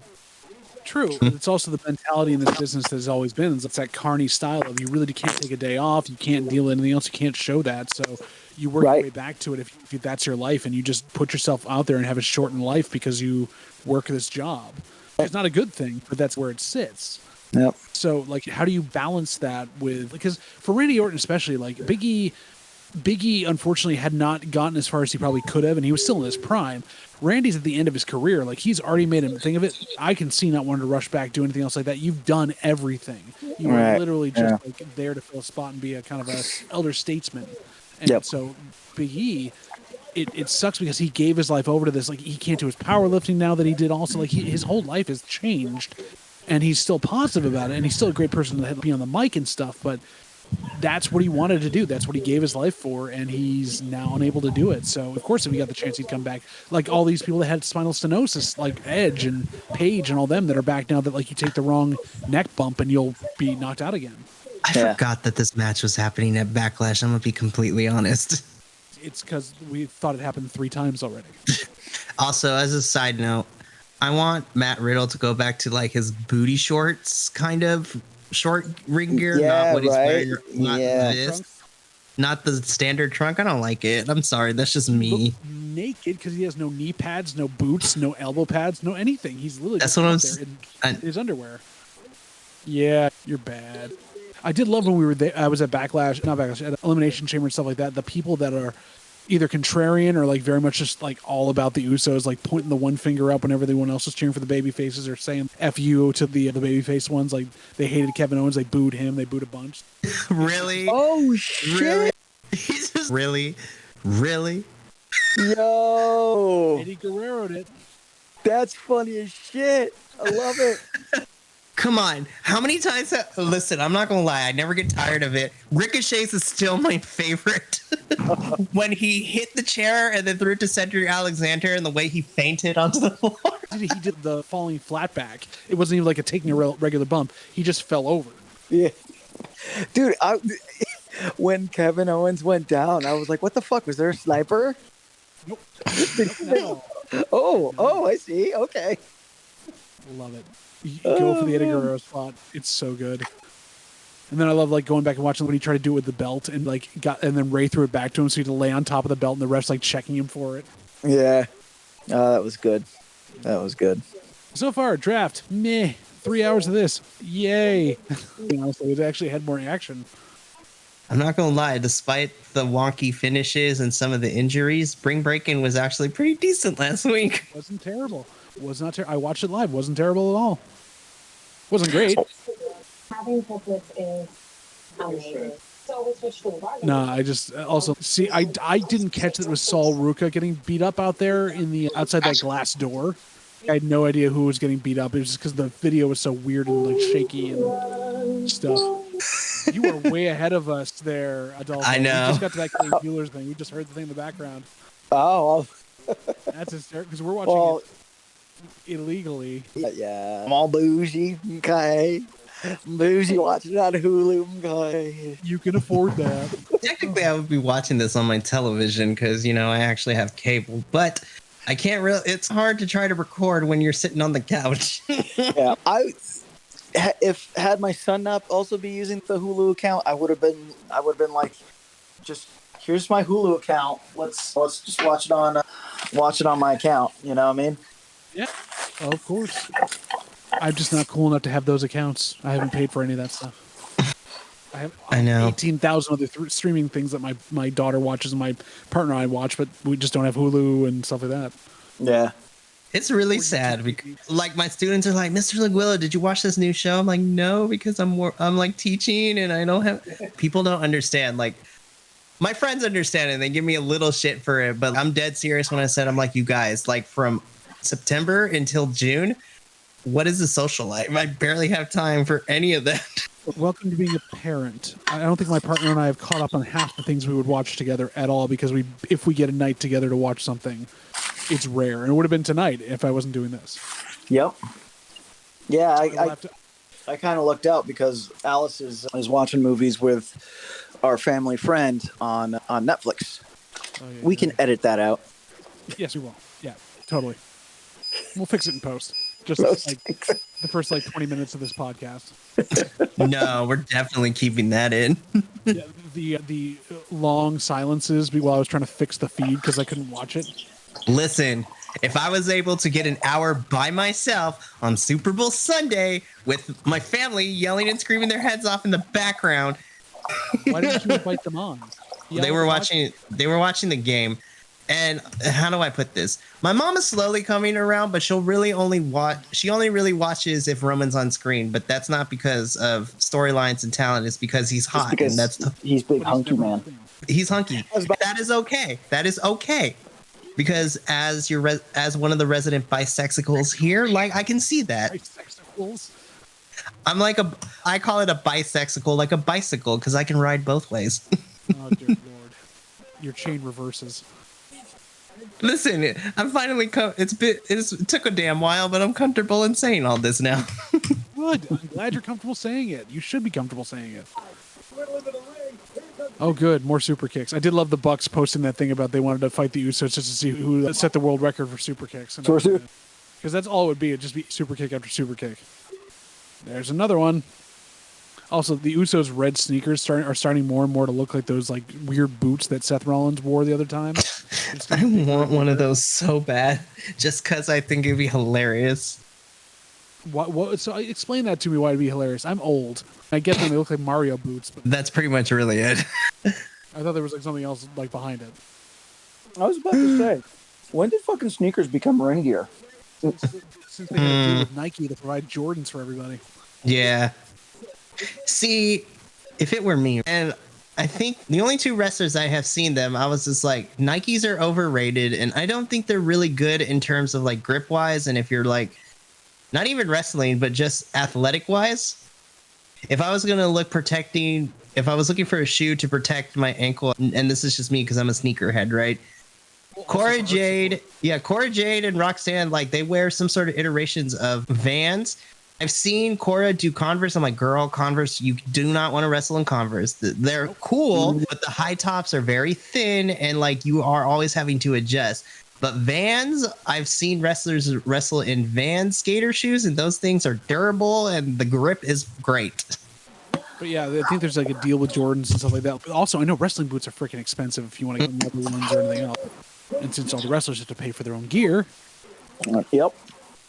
hence why Matt Riddle wrestles in nothing. I always still feel I was like, Riddle, you're gonna break it. You're gonna break something. I'm afraid like you're gonna get like ringworm. Ringworm, I mean, come on, man. That's like walking barefoot. trench foot. No, that's usually when they have him like locked up in mind. He'll be fine. The stuff you get in like showers at college. God, I hope that we get a shake of the commentary team, if at all. Oh, that'd be interesting. I think so. Oh, have Wade Barrett and what's his name here? Not Corey Graves, but the other guy. Yes. Todd something. It makes me upset because these video packages are always fun to watch, but I was like, oh, EO, you don't stand a chance, girl. Oh, hell no. Which is sad because she's freaking amazing. Yes. But I'm excited. This match is going to be great because their NXT matches have been fired. Exactly, and they know each other well. Are they going to show when she fought her in NXT? No. The queen of war games, in my opinion. She jumped off the cell in a freaking trash can. She Oscar the Grouched it, and it was amazing. That was my grandma's favorite spot when we watched it live. I showed my friend who would never watch War Games, who watched Survivor Series War Games first. That was the first one. And so I showed him a bunch of other ones from NXT. I'm like, here's Io Shirai. Nice, Adolfo. Yeah, you're welcome. You know, Oscar the Grouch again. He was surprised how good the Viking Raiders were in the old NXT War Games, because those are really... I still think my favorite pop is like when Team Ciampa was looking for a fourth member, because it was him, Keith Lee, and Wow. and then just Kevin Owens blew the roof out of that place when his music played. Yep. I don't know how I feel. Wow, Bischoff. I never know how I feel about Bischoff. He's been all over the place lately, too. Like, he's been, like, going after people. The Rob Van Dam's back. Of course he is. They couldn't get any. They couldn't have gotten anyone else. Boogs and Elias. Boots is jacked, bro. Yeah, but why is he hanging out with Elias now? Like, Elias, who's been gone down the card so far. I want my internet to work pretty much everywhere. It'd be nice. Hello? Yeah, I'm here. Oh, I heard it like creak. Yeah, I know. Did someone open the door? Is it a ghost? No, that's just my knee. No, that was so my TV setup. My son's room is in essence behind me, and like I had said earlier, he's being a bit obstinate about going to sleep tonight. Of course. And my wife came out. That's why I muted the mic, and she said to me, "I haven't eaten dinner yet." And Loxus, who's still awake, with those ears, "Mommy." Oh, no. They know, man. They know. Always out listening for it. Yep. Oh, yeah. I'm interested for this movie only because from what I heard, like it gets dark at some points. I was about to say, I was reading a review today that It is not suited for children under the age of 10. Yeah, if My daughter's going to see it on Friday. Oh, no. But she's your child, so I think she'll be okay. She's seen the other ones. But again, she is the child of one JVL, so I think she will be okay because that is a different breed. Well, see, the other part of it is we were talking about this, that, you know, Kira was talking about how we needed to make sure she saw the first two before she saw the third one. She'd seen the holiday special, but not the others. I'm like, you forget, though, she needs to see Infinity War and Endgame because Gamora died. Because that's where That's right. But the problem is that if we watch those two, she hasn't had the proper setup from the other movies. We don't have time to watch the entirety of Phase 1 and 2. Listen, I know everyone. Like, we'll talk about it as we go along. We'll figure it out. She's So great. you saw a review today, Adolfo. What did it say? I'm sorry, what? Oh, saw so the review. the review for Guardians 3 is pretty much if you're expecting like a laughy joke movie like the first two, prepare to be disappointed. That it gets dark, and we're talking like kicking puppies type dark. Oh, yeah. No. So knowing the storyline they're adapting, I'm not surprised at all about that, especially with Guardians Bad Story. I'm also pretty sure they haven't announced it, but they pretty much set up that multiple people are not going to make it out of this movie. Yep. So, Yeah, I fully expect that. It's going to be a sadder movie, which will be funny for us because we're going to see it at the drive-in and then see Quantumania afterward, which is apparently terrible. Oh, jeez. He's a free agent. Of course he is. He's part-time. Let me write this down. And also, that's the only way WWE was going to keep him in WWE. Oh, yeah, easily. Because he's a part-timer. And yet, Roman got drafted to a brand, and he's a part-timer. Technically, that is very true as well. Wow, nice job speaking Samoan there, Paul. Oh, family squabbles, brothers. You can tell they're spinning their wheels on this storyline. They should have pulled the trigger at WrestleMania, but no. Let's go off camera and then laugh at you. Oh, boy. I love Paul Heyman. I love him so much. I do, too. Oh, man. I haven't seen Seth freaking Rollins wrestle in a while. Not since WrestleMania. That's very true. He had that one epic fucking match the night after WrestleMania. That's right, yeah. That when he came out and sang. That was an amazing match. Definitely. They didn't change on the fly. See, let me have hurt feelings real quick, right? Because I feel so bad because me and Minnie wasted our fucking time with that Raw after Mania. We wasted our time. We had pizza and we enjoyed each other's company, but I was so pissed. And now we're definitely wasting our time with this 3 hours of crap. Yes. Rob Van Dam. The whole effing show. Mr. Monday Night. Mr. Get in the good with the kush kush. I want those sneakers. Honestly, though. They dress the same. And Eric Bischoff says, the first draft for WCW. Fuck WWE, we're bringing it back. AEW. Easy E. All right. I love that he doesn't even need to be near the microphone. He's just screaming. We knew that was going to happen because her and Becky are going to be feuding to SummerSlam, so of course she needs to stay on Raw. Yeah. Listen, I do love me some Trish Stratus, though, but... Truth, but... Oh, wait. You're ahead of us. Adolfo. Yes. You're ahead of us. Sorry. See, Lex? Yep. Okay. Good. Interesting. Wrestler 7. But see, I like that he's becoming a tiny bit scary, but I have questions, though. He has nothing about a signature move. No, but I have Nothing questions, else. though. Nothing else. Shayna Baszler. Wow. Both of them. I was hoping they'd split them up. What the fuck is on Shayna's face? I'm telling you, she needs to stop using Ronda Rousey's makeup artist. I'm just saying. That looks like post added in like in some sort of like Photoshop. I wanted him to be on Raw, but that's okay. Me too. I did want him on Raw, but yeah, have him going for the IC title. Have him going for the US title now. Beat the crap out of Austin Theory. That'd be a LA thing. Knight, no accolades to talk about. Nothing at all. You can bring up the signature move of carrying cross, but nothing for LA Knight. Can we talk about it? So I have questions, right? Because currently, Karrion and Shinsuke are in a feud, but now they're on separate brands. Yep. It's as if they didn't plan this at all. No, they did not. Some bullshit. I was looking forward actually to a Shinsuke versus Karrion match, but I guess we're not getting it now. They got to save it for the SmackDown vs. Raw pay-per-view. Exactly. The one night a year where both of them are going after each other. I swear, I hope with this brand split, they don't bring back this brand-specific pay-per-views where we get 2 pay-per-views a month. That's too much for me. I'm sorry. They don't have the creative to do that. They can't fill 3 hours on Raw. And you can't have the magic that was 2017 SmackDown. Or, no, 2016. How much do you want to bet that War Games ends up becoming Raw versus SmackDown? We're going back to that. I can see that. I don't want it to be, but I can see that. Yeah. Shayna Baszler. That's going to be on Botchamania. Listen, I know she's hurt, but Eric Bischoff, you better make sure that you don't find yourself in the dark alley by yourself. Shayna Baszler is going to come beat you up. Break you. I'm going to be honest. I'm surprised that Shinsuke is still with WWE because it's been a hot... Because I was like, oh, he's doing free agency stuff. So is he like going to be done with WWE soon? Because, you know, he had his match with Muda at the beginning of the year.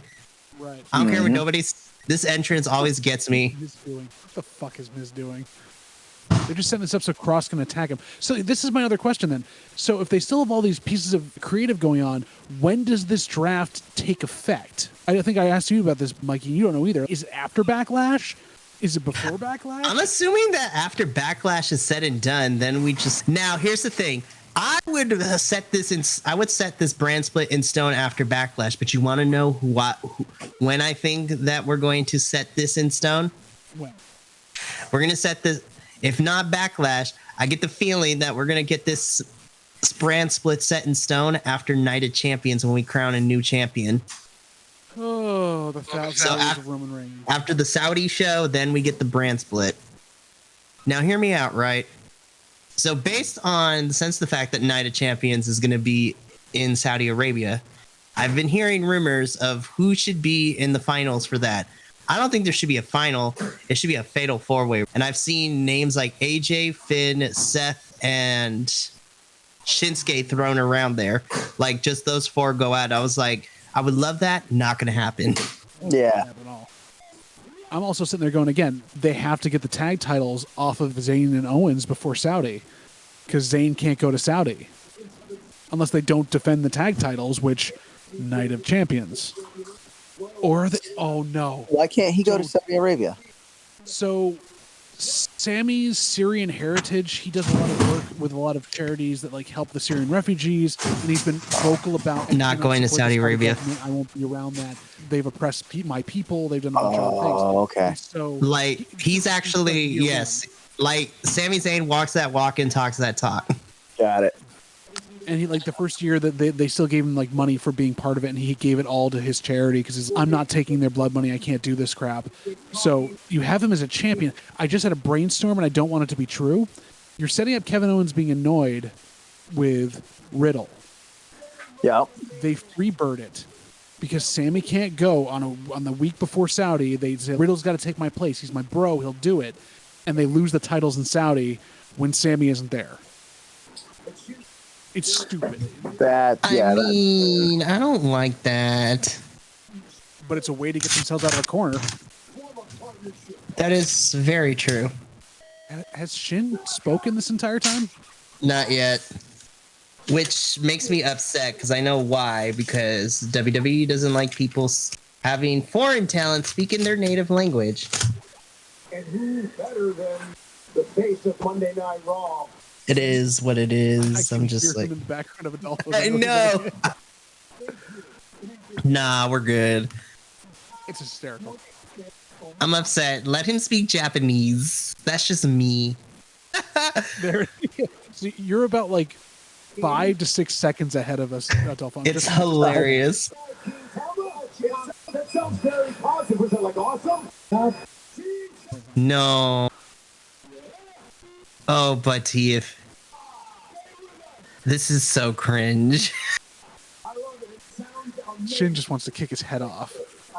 Here's the thing, like, Miz is down for whatever, and I always appreciate that, but can we be done with this whole gimmick? I hate this. I hate this bit. Yeah. Is he going to punch him in the dick, too? Obviously, his whole thing is about his balls.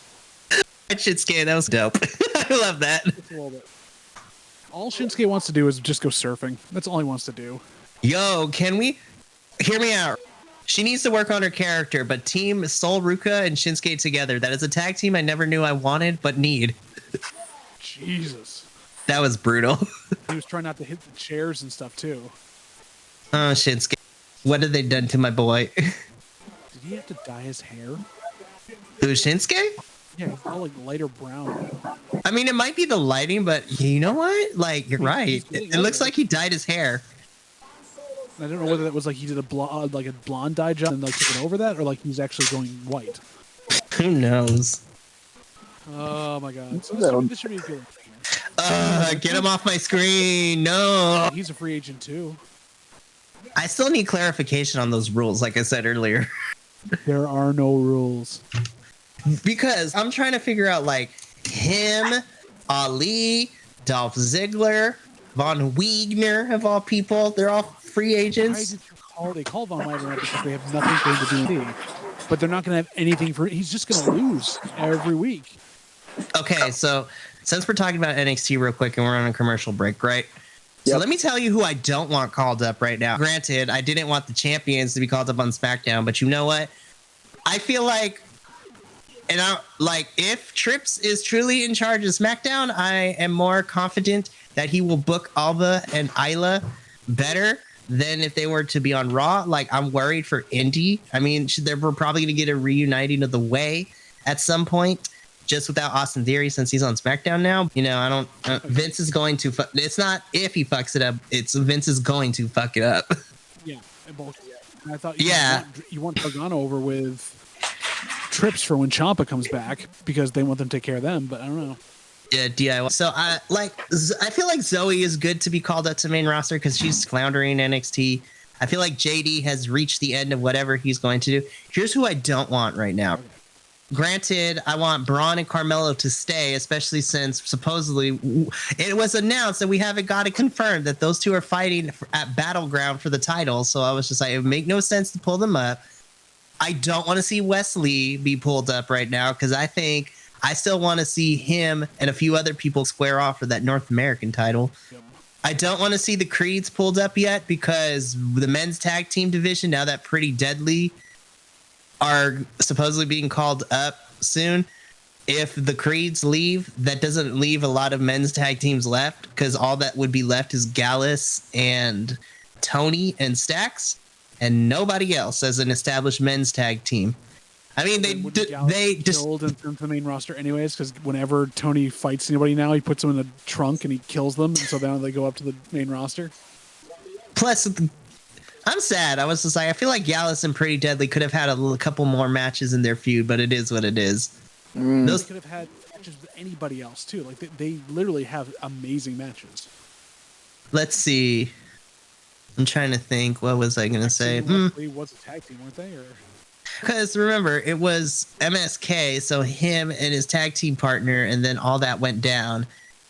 Yeah, and Wesley Wesley was floating for a long while because they were trying to get him to be a single star. But he is one now. So. Yeah. Let's see. Now, as far as who I think should be called up, I think Roxanne honestly is ready. Yep. Let me see. Fire and Isla Dawn, and we're pretty much ready anyways. You're right. I'm trying to think who else. Honestly, those are pretty much my don'ts and my do's. I'm in I think Korish needs to stay a little bit longer.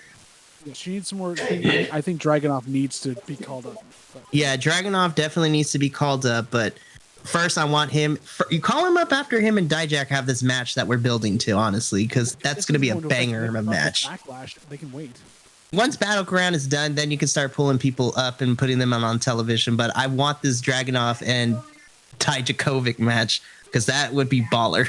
It would have been hysterical, or like a mirror match. Is you have Braun and Ricochet versus Dijakovic and Dragunov. Oh my gosh, yes. Oh god, his entrance takes forever.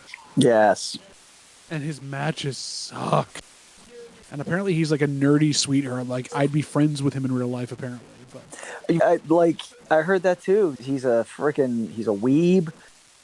He's a big nerd. He's wearing a Naruto-style hood. Come on. He's too big for just one hooded sweatshirt. We had to cut it off at the arms and the center. No, I just like Naruto. Yeah, very much. I love that every big guy they've had, they try to recreate something about Andre the Giant, but they're missing some part of the DNA for every big man because Andre could move and do his stuff. Like, he was actually like good at this. But at the same time, they're not charismatic like he was. They're not. Maybe this day and age, because they have to use them so much, they can't be an attraction. I don't know. But even these squash matches suck. Yeah, that's a good question. Like, how do you make Omos pop? Have a mouthpiece for him like MVP that can keep him going. We had Bobby the Brain Heenan, but I don't know. Have him be more than just a giant. Like, Andre was a big goofy guy. He'd play around with people. It wasn't just being a bad guy. Right. Andre was a good guy for his entire career until he came into the WWE. So have him do something more than just going through people. Put him in a bunch of battle royals where he can show off. Have him show why he's big, not just fighting squash matches against local talent. Oh, the choke bomb. Oh, Jesus Christ. And he almost tripped stepping on him. That was boring. Right? Yeah, it was. Yawn. I blinked and I missed, but that's okay. You didn't miss much. 2 moves.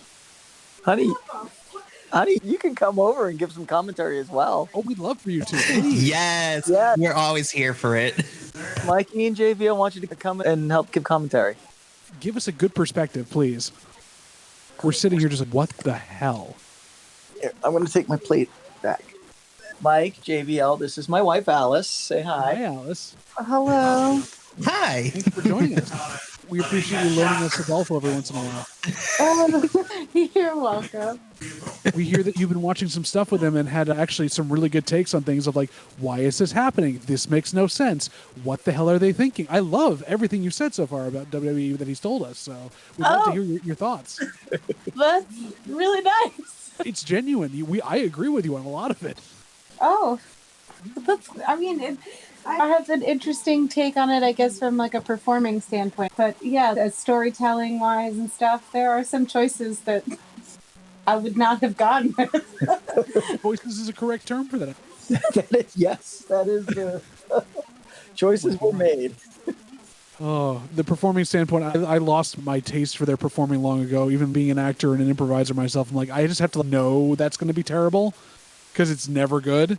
But Yeah. storytelling wise, surprisingly for the last year, they were starting to grasp how to tell long-term stuff. And then mustachioed Vince McMahon decided to put his dick in things, and all of a sudden it's bad again. About to say, yeah, unleashed little Vince. Oh, God. Onto the. I can't Is wait to that hear Road those Dogg voiceovers that John's doing. Molly Holly and the Road Dogg, seriously? Oh, so have you been watching any of tonight? Or like I heard you were watching movies with some friends, so. I've only really saw the match with the Giant. Almost. Oh, good. You watched the best one of the night. The best match. The bestest. No, there were better matches tonight, but I'm sorry you watched that. Oh. Yeah.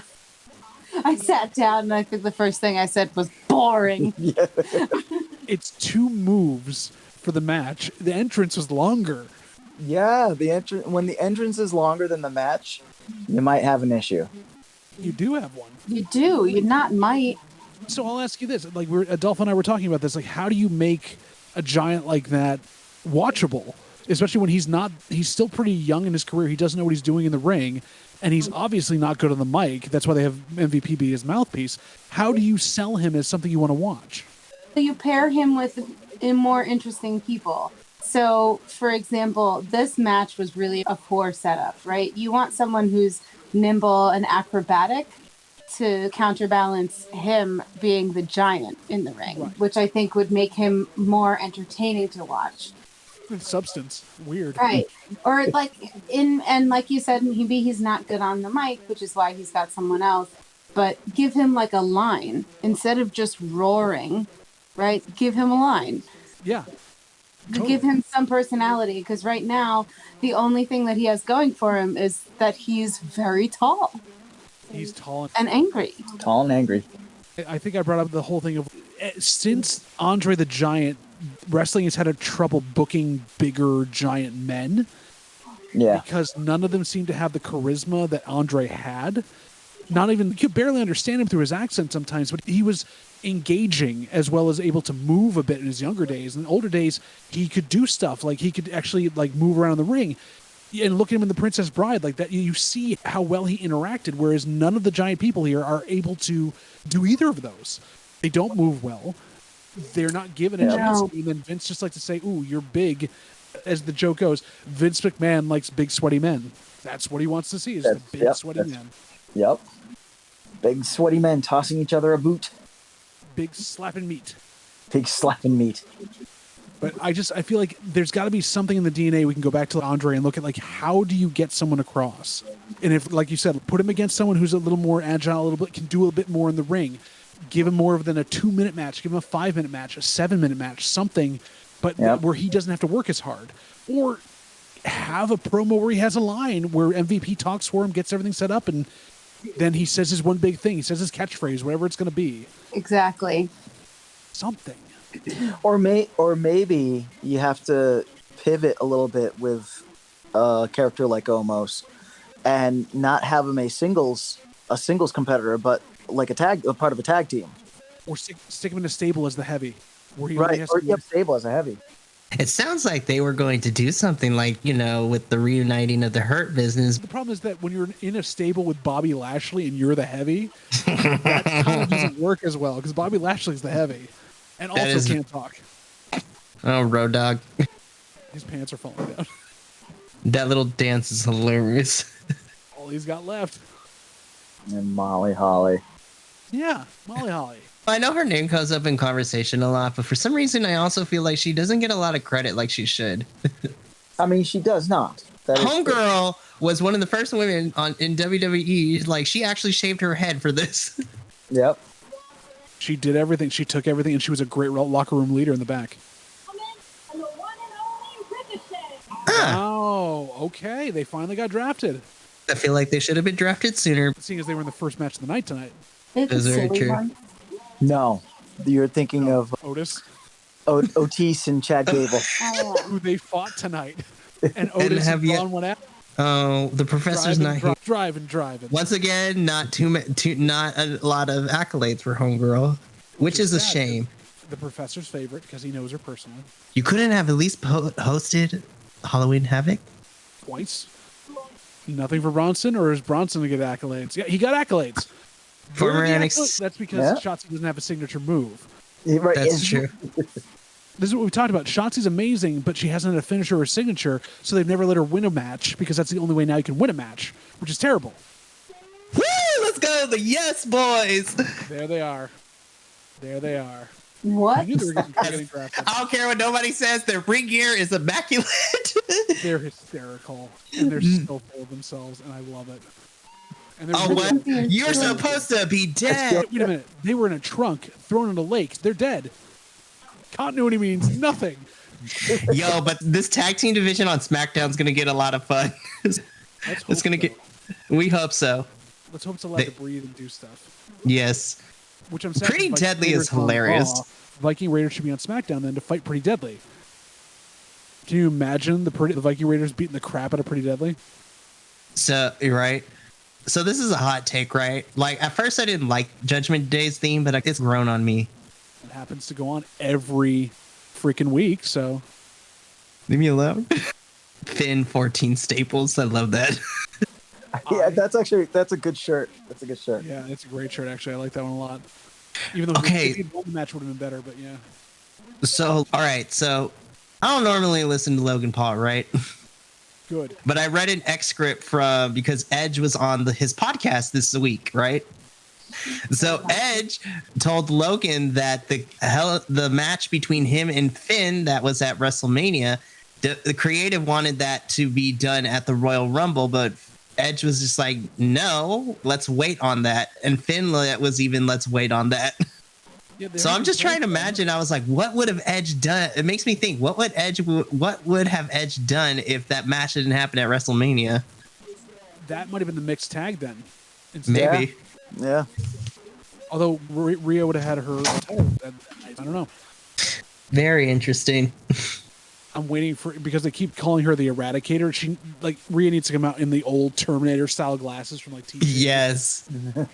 It's mommy. Mommy. And Dominic stays on the floor. As he should. Just kidding. That's where he belongs. Step on me, senpai. Oh, nice one there, Damien. Full on Hogan. I love Damian Priest. Punisher Martinez. Is this the tag match with him and Dom, or is this like who's in the match? It's a promo segment, I think. Just a promo. Well, Oh, it's a homo. yes, yeah. Because I'm like, Rhea looks like she's ready to go. I was about to say, is this where Rhea says, fuck you all, I'm taking over the Judgment Day? She's always ready to go, though. That is very true. God damn, this is like promo 2-minute squash match. Like you have the roster to have matches. You can tell. To be honest, though, like at this point, this is like a staple of Raw and SmackDown. SmackDown is pretty more wrestling centric, and Raw is more promo heavy segments. Because they have 3 hours to fill and they have nothing else. Yep. I do love that their shadows are white on that in that light. That's awesome. Right? Waka. Just Dom on her face. he is such a good. He's such a little dick. Oh, by the way, Alex, just so you know, you are 6 seconds ahead of us. Like we can hear the TV in the background. We're okay with it though. I love it. I love it. Yo, these shadows are kind of dope though. Projections. I don't think they're actual shadows. Like they're doing. No, I think it is a projection because it's like too smooth for it to be a shadow. Yeah. But even still, that's yeah. dope. It says Dom for Dominic, not Dom because she's a fucking Dom. No, So yeah. she is a Dom. She's a fucking Dom. She's a Dom. Okay. But Remember, his name is Subanik. Subanik. Or also because the whole thing of him being in jail, he's ex-con Dom. I said it when we reviewed the WrestleMania, but I really enjoyed that match, but Dominic's entrance made me feel uncomfortable. There's a reason for that. We talked about that, remember? Yes, there was footage of Auschwitz, which was not great. But as a fellow Latino in this country of America, watching him come up... Ooh, okay, hold up. Spanish, yes. He's also Puerto Rican. Yes. These closed captions are terrible. I bet. I can only imagine. it just says speaking Spanish. Wow. Wow. Didn't even try. They gave up. Switch over to SAP. They should have it on there. They're still yelling what? And they're yelling yeah, too. Do you hear that? It's what and yeah. It's like, what? Yeah. See, Damien, I appreciate what you're saying. Adolfo appreciates. I do too. Adolfo appreciates what you're saying. JVL, all of us in this call appreciate what he's saying. I just noted from the captions he's speaking Spanish. Rude. But yeah, Dominic coming out in chains in a prison van. I was just like, I understand it's part of the gimmick, but bro, I don't want to perpetuate the minority stereotype. Damn. He says 2 words and he gets booed the loudest. Like when I was at Elimination Chamber, watching him just be out on the ring apron getting booed was the best thing in the world. And Finn's just there. I love that he lost to Ray at WrestleMania and he's still getting booed. I know, right? That whole storyline was a wreck. Yeah. I still find it funny that him throwing the drink in his sister's face at WrestleMania was not planned, and she was legit ready to jump over the barricade and fight him. Sorry, there was just a news update here. AEW has released Leva Bates. Oh. Very sad. I love the librarian. She was wonderful. She was great, but she was definitely lower mid-card. Like, she was never on anything but dark, but she was definitely fun to watch. Blue Pants. Well, now that they got rid of one of the YouTube shows... Maybe you should go back to NXT and be Blue Pants again. I mean, I'd be for that. I guess you could team her up with Kiana James, because, I mean, she doesn't need an assistant now. They need tag teams. Team her up with Wendy Chu. When Wendy comes back from injury. Yeah. Because, yeah, she's out. Nikita Lyons is out. Sol Ruka is out with injury. And a couple other girls, too, which makes me sad. And now I'm trying to figure out, there's really no more women's tag team division in NXT because you called up the champions and the only legit tag team is Kaden and Katana. I think those two should have been called up before Alba and Isla, if I'm being honest, because those girls have been there for almost 7 years. Now it's time to bring in new talent. But WWE wants to tout their homegrown stars. Katana and Kaden are homegrown. Isla and Alba have established careers in the United Kingdom. They were indie stars, yeah. They were indie stars, too. They were more polished. That's very true. Listen to how loud it is there. He's screaming. Yep. From a psychology perspective, right? Granted, Dominic has Ray to help him out. But you got to imagine, like, when they go out here and they get heavily booed, especially if the personality type isn't ready to be that kind of heel, right? You just got to imagine, be like, what it psychologically, how it affects somebody like that. Well, and luckily also in that respect, because Dominic's standing the whole time, like, he's got Ray to mentor him, like, this has happened to your Uncle Eddie. This is what we do. Like, Ray was never booed that way, but, like, a lot of people he knew and grew up with got booed like that. That's what I'm saying. I was just like, I'm just imagining the wrestlers who are just navigating this by themselves and don't have that kind of mentorship. Like, the psychological effects, it would be interesting to do a psychological study on this. Watching William Regal's kid in NXT too take that on, and like with Gulak, he's just eating it up. Oh, Charlie Dempsey is great, bro. Oh shit! Who? There you go. He's gonna bust out the chancla. Ray just said that on air. Ray, it's not nice to lie. That's not happening. That's not happening. But it's going to be a great match, though. Now, the question is, Bad Bunny has to win against Damian. Yo, unless the WWE wants some people to get shanked by some Puerto Ricans that are fucking pissed.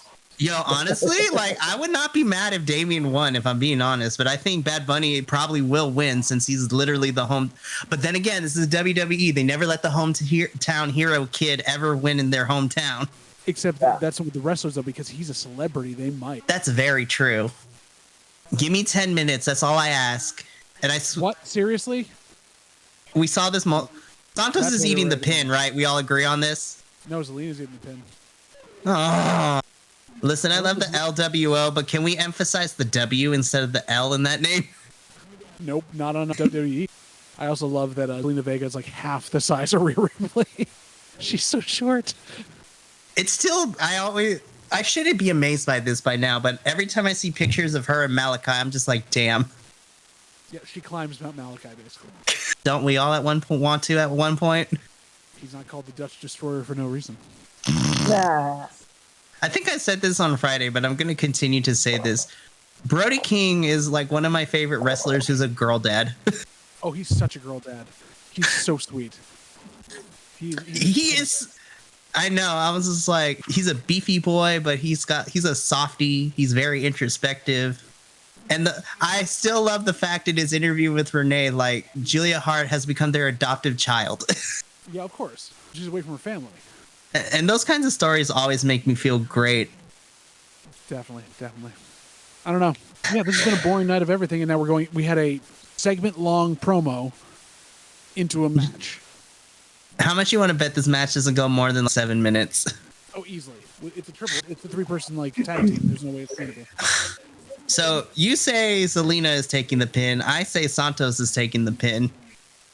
I think Santos is taking the pin because for some odd reason and I say this very loosely in air quotes, you want to try to protect Zelina, so Santos taking the pin makes sense. So what about Subanek taking the pin? Now, if they wanted to get that'd be cool. That'd be amazing. Have Ray pin Dominic. Well, and then you set up everyone else as strong going into the thing, and you don't make the super people that aren't going to win look less strong. But this is WWE, so I never know which way it's going to go. Wait, where was LWO drafted to? Oh, I got you. Hold up. So LWO, all 5 members have been drafted to SmackDown. It was announced in the second round tonight. All right, and Rhea Ripley has the SmackDown belt, right? Yes. So let's briefly talk about that. Yeah, because go ahead. So follow me on this. What if, against all odds, the Rhea Ripley loses the SmackDown belt, and it goes back to SmackDown, and then she comes into, because she got drafted to Raw, and now she can go after Bianca Belair. Here's the thing. I don't know what's going to happen with these women's titles because Bianca currently has the Raw title and she's been drafted to SmackDown. And same thing with, I don't know how this is going to go because you have Rhea and Zelina. It makes kind of sense because Zelina is on SmackDown, Rhea is on Raw. So this one makes sense, but it doesn't make sense with Bianca versus Io because they're fighting for the Raw title and they're both on SmackDown. So then follow this logic then. I don't know why they would pull the trigger at a filler pay-per-view like Backlash, but what if Io takes the title from Bianca and therefore she goes to Raw, thus splitting her from from Dakota and Bayley? Because we did see Bayley was all over Dakota after that tag team match tonight. Pretty much. And honestly, I think Io is ready to be on her own, if I'm being honest. She always has been.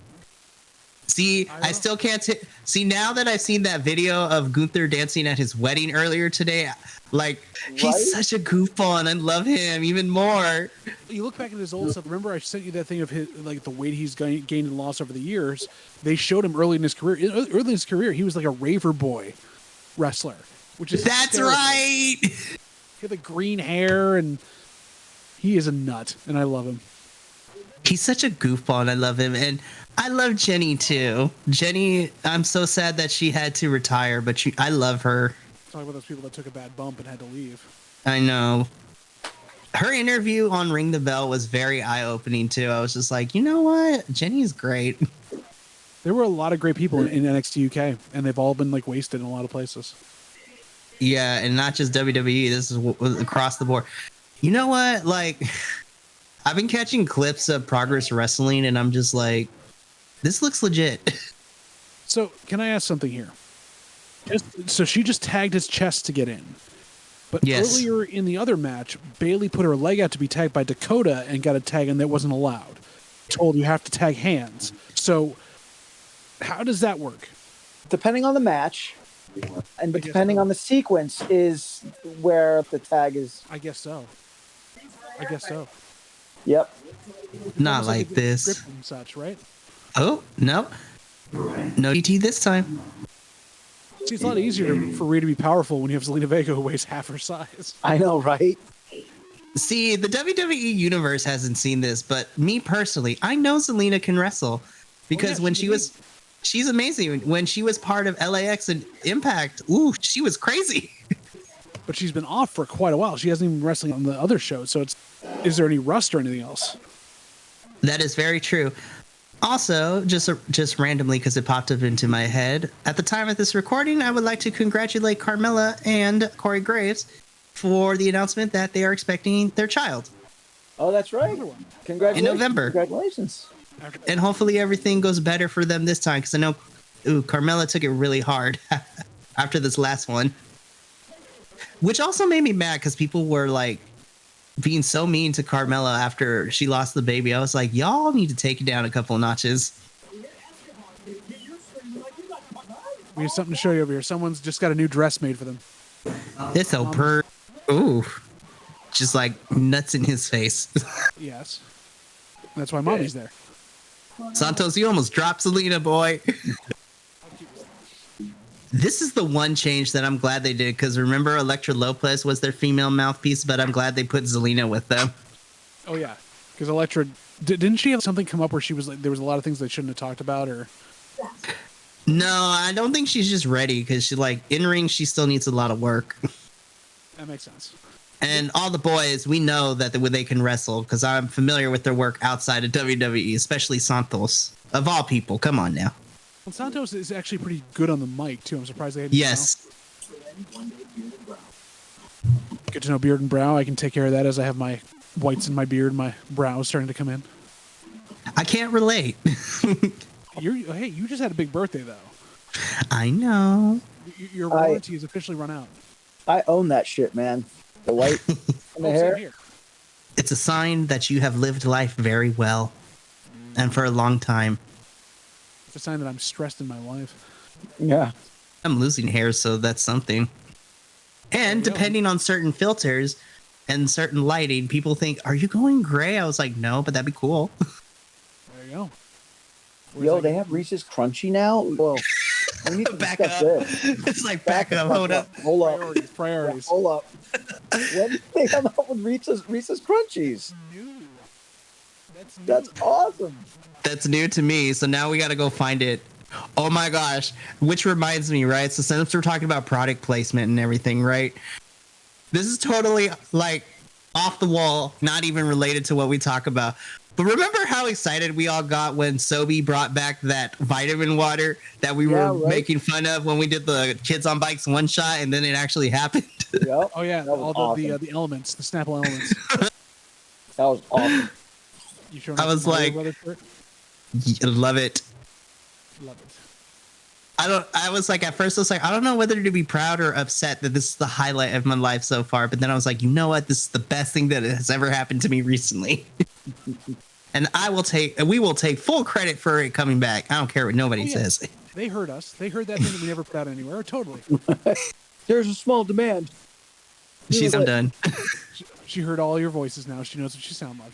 Aw. Okay, so like I'm making light of the situation, but I was a little bit proud of myself. So apparently JC, right? So Yeah. everyone knows that he has kids. So apparently I didn't know this, but I found out about it yesterday. Apparently when he talks to his kids about me, he refers to me as T.O. Mike. So apparently I'm their unofficial T.O. I was just like, And now you're 30, so you can really be a good TO. Hold up. Oh, Theo. I say it white because the friend that said it is also white. Yes, you are Theo Mikey. We know. Yes, I am Theo Mikey to his children, so it's great. Morgan, I'm not trying. Also, I don't want to. I'm trying. Let me say this with a grain of salt because I don't think talking about women's appearances should be a thing because it's not. But I like this. I like Zelina's hair as she currently has it now than before. Like this. This is giving me cosplays Zelina, and I love it. It almost looks like a wig, but we know it's not. It's the extensions, though. She definitely has extensions in the. Oh, for sure, she has extensions, but I like this color coordination we got going on. Oh yeah. Damn, Dominic, I keep forgetting how tall you really are. That's because Eddie was his father. Yeah, that story's kind of run its course. Yeah, I'm done. Alice was just saying that they got to do a new thing with Rey Mysterio and Dom because. Oh no, We'll there's see. another big match. There's going to be another big match. They're doing a set of 3 before Dom retires Ray. Yeah. That's what they're building to. Okay. Ooh. Cameraman, you had one job. Yeah. He missed that. Of course he did, because Kevin Dunn's pushing all the buttons in the back. He has no idea where he is. Ooh. Okay. I see. Yo, Ray getting the pin would be crazy. Or getting pinned, I should say. Nope, never mind. I take that statement back. Watching, but I love that he has like the Charlotte Hornets colors on. Because like Judgment Day's colors are purple, so it's kind of a little weird that he's not wearing LWO colors. But Santos, what's going on with his hair? Oh, damn. Good. Oh, yes. Tiny meteor. Instead of a meteor, would it just be a meteorite? Man. I would think so. Yeah. I'm sorry, Zelina. I love you. Oh wow, arm drag that he nearly got taken out by. Oh, took that. Yes, he did. Ooh, it looked like he landed on the part of the back. Landed on. Ooh, Yep. You were called saying? it, Mikey. that's crazy. See, my mind during the matches, my mind changes like every 5 seconds. But Ray getting pinned was not at the top of my bingo card, but it was a possibility. But it's like what JVL stated earlier. Ray getting pinned protects, I guess, Santos and LWO over a little bit, but it mostly protects Zelina going into Saturday. Because Ray doesn't have a match on the card. And it technically does make Damian look strong going into the street fight on Saturday, too. Which means he's probably going to get beat. Yeah, easily. But I like Adolfo's idea. I want specific things and items from Puerto Rico just to be available for as weapons. Yep. Go outside the ring. Go outside the venue. Go into the town. That would be amazing. Oh, Undertaker, Brock. Underbrock. Underbrock. Bork Laser. How do we make Brock Lesnar a heel? I get it. Let's give him a black cowboy hat and a black trench coat. Brilliant. It worked for the Undertaker. What is wrong? Cody, we don't need to hurt ourselves again, remember? Watch this. He's gonna hit the guy right in the ear. I know. Oh, Right there. yeah. Oh, right there. Hits him right in the He wants to fight Brock. Listen, Cody, we already fought with the torn titty. We don't need you to get hurt anymore. Right? Like, Ooh, he made Brock bleed. calm down. He made him bleed out of his nose. Right. Yo, it's my homegirl, Kathy Kelly. Loved you for... She's been one of those wrestling news reporters that I've been following for a very long time. Wasn't she dating Finn Balor for some point? I don't remember. But she was covering like after shows on AfterBuzz TV like all those years ago when Maria Menounos was trying to get into the podcasting network.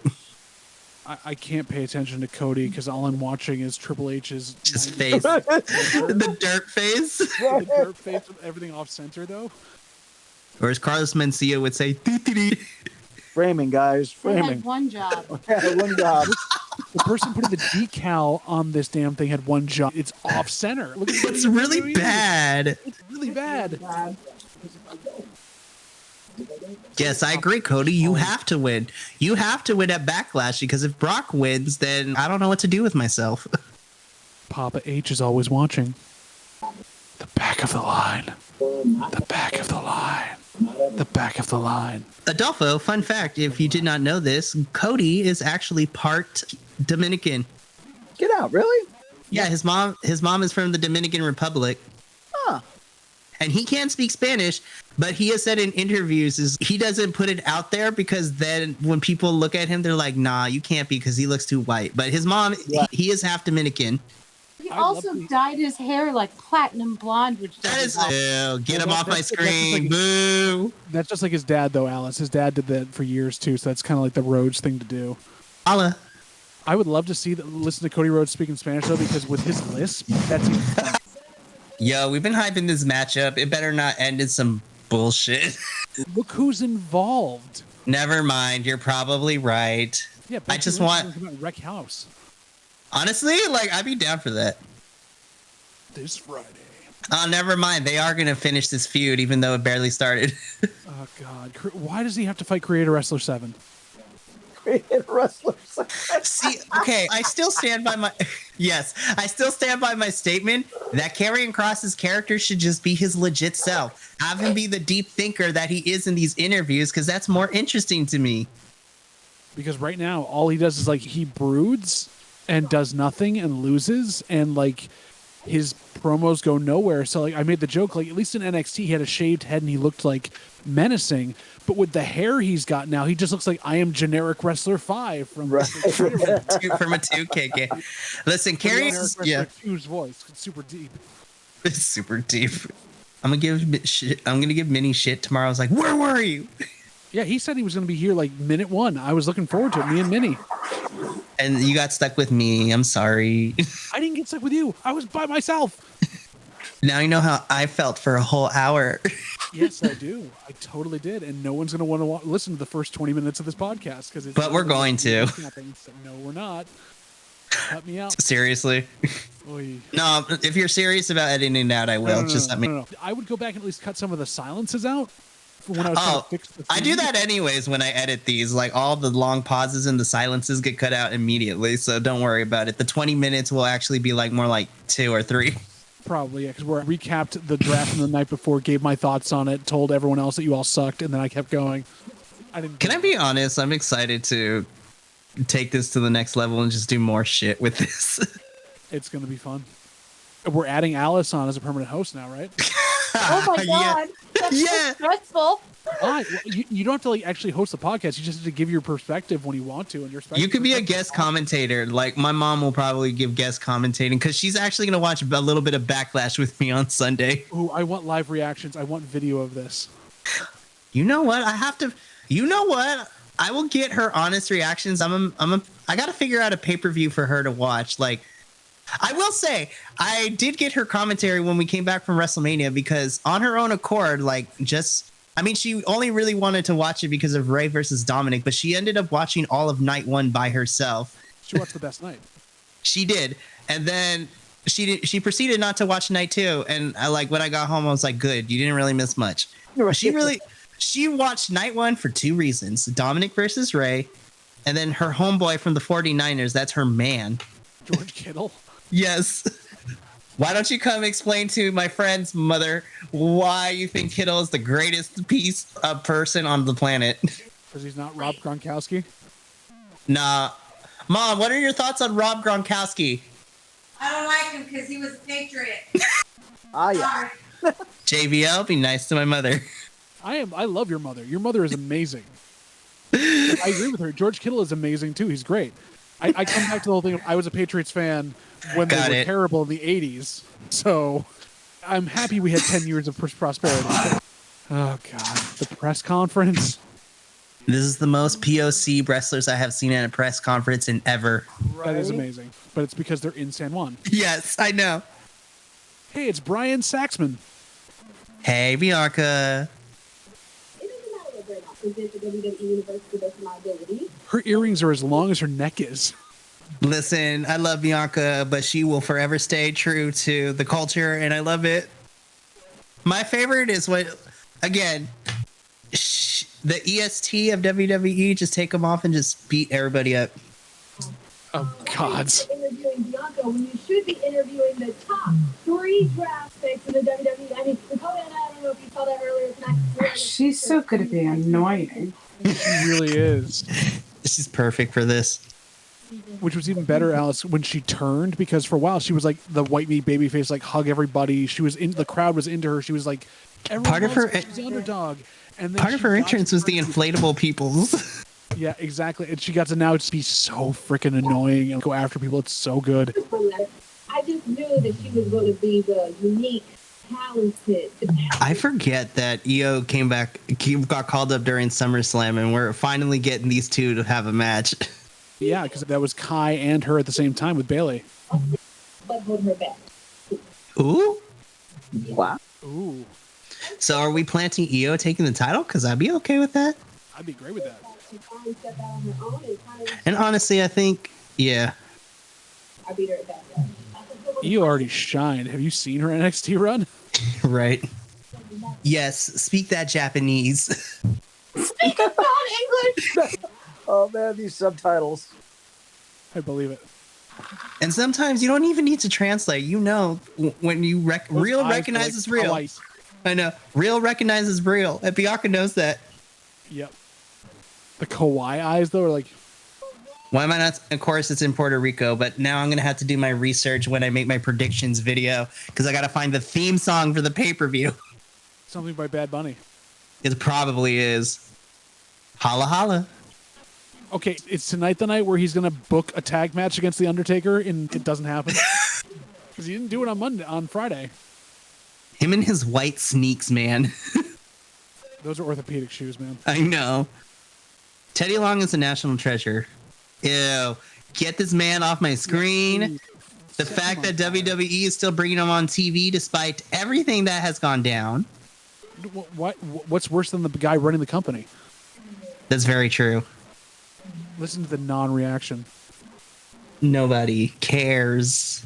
I don't. Ron Simmons is the only reason he has any cred. I heard who he picked. Yes. Okay, so they're not Otis. They're not still breaking them up. tag- They're keeping the Alpha Academy together. But they're on the same with Maximum Male Models. So they're Yes, all that is nearby. very true. So that's still going. Alpha Akata. Wow, Rick Boots actually got Rick picked. Boots got TV picked. That's crazy. And he's away from Shinsuke too. Which I think on one hand is good, but also I like them together. Hold up. I'm waiting. Whoa! Yeah. Okay. Yeah. Honestly, So the people going after the tag titles are not going to be there. no, they're on Raw with, or is I no wow. The Are they gonna the two make the tag titles be on either side now of the main roster? I would actually be okay with that. Oh, I love how they still have to be in character, and then on Friday Right. these two were crying. Right? Pretty Deadly's alive. Cameron Grimes. Yes! Finally, my man's is on main roster television. It's been too damn long. He didn't have to wait anymore. He's been sitting at home. So what big names have they not announced yet? Bray Wyatt, Alexa Bliss. So when they announced like the draft, when they listed all the superstars eligible, Bray, Randy, and Alexa were off that list. But Big E. So was they may on end up, huh? But Big E was on it. Yeah, that's so weird. There's a couple other big names though they haven't mid card names they haven't talked about either. I'm trying to think. So we need to talk to all five of the boys here, but since there's since three of us are in here, I'm trying to think, what do we want to talk about when we record our regular episode in 2 weeks? Obviously, we're covering Backlash, but what else do we want to talk about? AEW? Sure. AEW definitely, and also Spring Breaking. Yeah. Ooh, Spring Breaking was actually pretty decent. And actually, by the time we record, we should be getting hints of what to expect at Battleground and what to expect at Double or Nothing, too. Because when we record our official episode, we'll be 2 weeks away from that. So they gave Solo the Taz towel. But whatever. I feel he didn't really need to stay in NXT for too long, but I would have loved to see him actually run for it with the title for a little bit. Or the North American title for a bit longer. Yes. Like, I still think it was stupid. He grabbed it. He was like champ for 2 days, and then they stripped him of it. And here's how you make a big guy worthwhile. Why couldn't they do this with Omos? He's the heavy for a group. Seriously. Of course, he can actually wrestle, so. I'm ready and I'm not ready for Friday on Saturday when I see this movie. You're not ready for muscle group? I'm probably gonna cry like a little bitch. Merchandising. Merchandising. I love it. Ooh. All right, since we're on commercial, I'm gonna be right back. I'm gonna go get my food. Go get some Topo Chico. Topo Chico. I'll stick with my Liquid Death, thank you. So good. Wait, So good. isn't that regular seltzer water? What? Or is it Liquid Death, or is it alcoholic? It's seltzer water, and it's also iced tea now. They don't do any hard alcohol now. Okay. No. I was drinking it when I was pregnant. Oh, that's right, you were. Oh my god. That's right, because I had been drinking it, and it was alcoholic. That would have All sorts of wrong. that would have been. Yeah. There would be issues. What was your flavor, Alice? Oh, I just went with boring original. Nothing boring about it. You like it. Yeah, I really did like it. I have been converted to it. Like, I didn't like sparkling water at all, and that's the only stuff I've ever liked. Oh, nice. So good. Okay, what does Mikey have? What did Mikey get for food? It's in a black container. Wings? KFC? Maybe. Because didn't he have KFC last time he was? I feel like he had KFC last time I saw him. He might have. I just feel like it definitely looks like it's more of a takeout place. I don't know. It doesn't look like it's a branded, but I could be wrong. It might be a local. Ooh. Does Mikey eat local, though? That's a question. That's a question to ask. Do they have anything local where he lives? Because I feel like they've gotta. If they host Coachella every year, I'm pretty sure they've got to have something.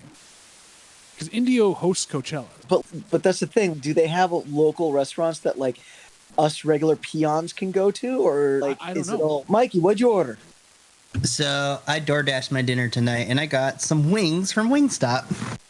Wingstop. All Not a right. local place, but it wasn't KFC. Okay, we were close. No, this is gonna be a hot take, right? I think KFC chicken is overrated. I don't like it as much. If I had a choice between that and Popeyes, I'd pick Popeyes every time. Interesting. They just opened a I was Popeyes gonna around the say, corner from. You haven't ordered from Popeyes yet. It's been years since I've had Popeyes. I only had it when I lived in Chicago, and they don't have money back here. You know what? When y'all come for WrestleMania, we'll have a Popeyes night. There's one around the corner. Yeah. Yeah. My sad Authentic part is I New won't be Jersey. able to stay with you, unfortunately. Yeah. Because I'll be down in Philly, because my buddy who's coming down with me, his family's in Philly, so I'll be staying with him. Oh, that's right. That's right. That's cool, though. We were actually trying to see if we could like, grab everybody else, including like your family too. Like we'll all drag him to his parents' house in Philly, so we'll only have to get up and walk over to the stadium, so we don't have to drive too far. That would be great. I'll talk to you. I mean, I don't mind the drive either, because like the way I figure it, it'd probably be an all-day event, so we could drive down early, and if we leave early, zooming down the turnpike isn't. It's still an hour and a half, babe. Yeah, but it's easy. It's easy. But I'm just saying. It's time. It's still an hour and a half. Still an hour and a half. It's a straight shot. It'll be interesting for us because I'll be bringing down my partner and my daughter, and I know he'll be bringing down his wife and daughter as well because they want to go out and do their own things as well, and they want to go to the Mutter Museum and do all the fun stuff in Philadelphia. But it's going to be a family affair, so it'll be fun to see if I can find room at this place for everybody else. Oy, live wrestling is just so amazing. I'm excited to go and see live wrestling again. It's such a different experience, especially with WWE, like going to the shows and not having the commentary, but also not seeing all the weird camera cuts and stuff. The stuff that goes on, the vibe in the room, it's just so much more fun. That would be so interesting to see because thinking about oh my God, what's the weekend long thing that we watched? Like it was sitting on the couch, so entertaining, incredibly entertaining, and I can only imagine like how much more it is like in person. You feel connected to them because they're actually reacting to like noise you're making in the stadium. Whereas you're at home, like, yeah, you can get more information and it carries it. But yeah, like seeing, like I went back and watched the event that I was at afterwards just to see the up close stuff I didn't catch. And the things that they missed on camera that I got to see was like, oh, wow. Like the camera guys don't catch half the stuff that goes on. That's really cool. I didn't know that. So if you go back to the SmackDown Before Elimination Chamber, which is the event I went to, Sami Zayn had a promo and they cut it down for the broadcast. They even drowned some stuff out to get him to talk. There was a good, like, solid 6 full minutes of cheering from the inside that was so loud, I had to put earphones on. It was that loud in the venue. Wow. Wow. Yeah, and then from my experience, when I went to WrestleMania too, there was a lot of like when the stream would go to commercial in between matches, we got to end up seeing like after the triple threat for the IC title for night 2, we like Sheamus and Drew were still in the ring and they ended up hugging it out, which caused the audience, the whole stadium, to just erupt in cheers. Aw, I love that. Yeah, it was a good time. To be the new world heavyweight champion, as you can see the factor here. Getting into Solo. I'm holding my ears. We never see Solo in full cement for Solo. That move, I love. The leapfrog. Yes. They do a whole, that's part of the Wrestling 101 that you learn, like that interchange where you do the Yep. frog and the roll under and all that stuff. You have to do that multiple times to get your agility up and get timing. Yep. I also love that Solo wears like bicycle shorts with a bunch of tape. Yeah. More and more recently, every time I look at Solo's face, I'm just like, he looks like he's about to perpetually start crying at a drop of a hat. He does look like that. He always looks like he has that sad boy face. He tries to be mean. Like everything is overwhelming and I hate it. When your dad's His new gimmick, everything is overwhelming. Yes, his gimmick is he has so much anxiety. And all they do for him is instead of having him fight it all the time, he ends up going to a couple mental health segments like they did for Kane and Daniel Bryan.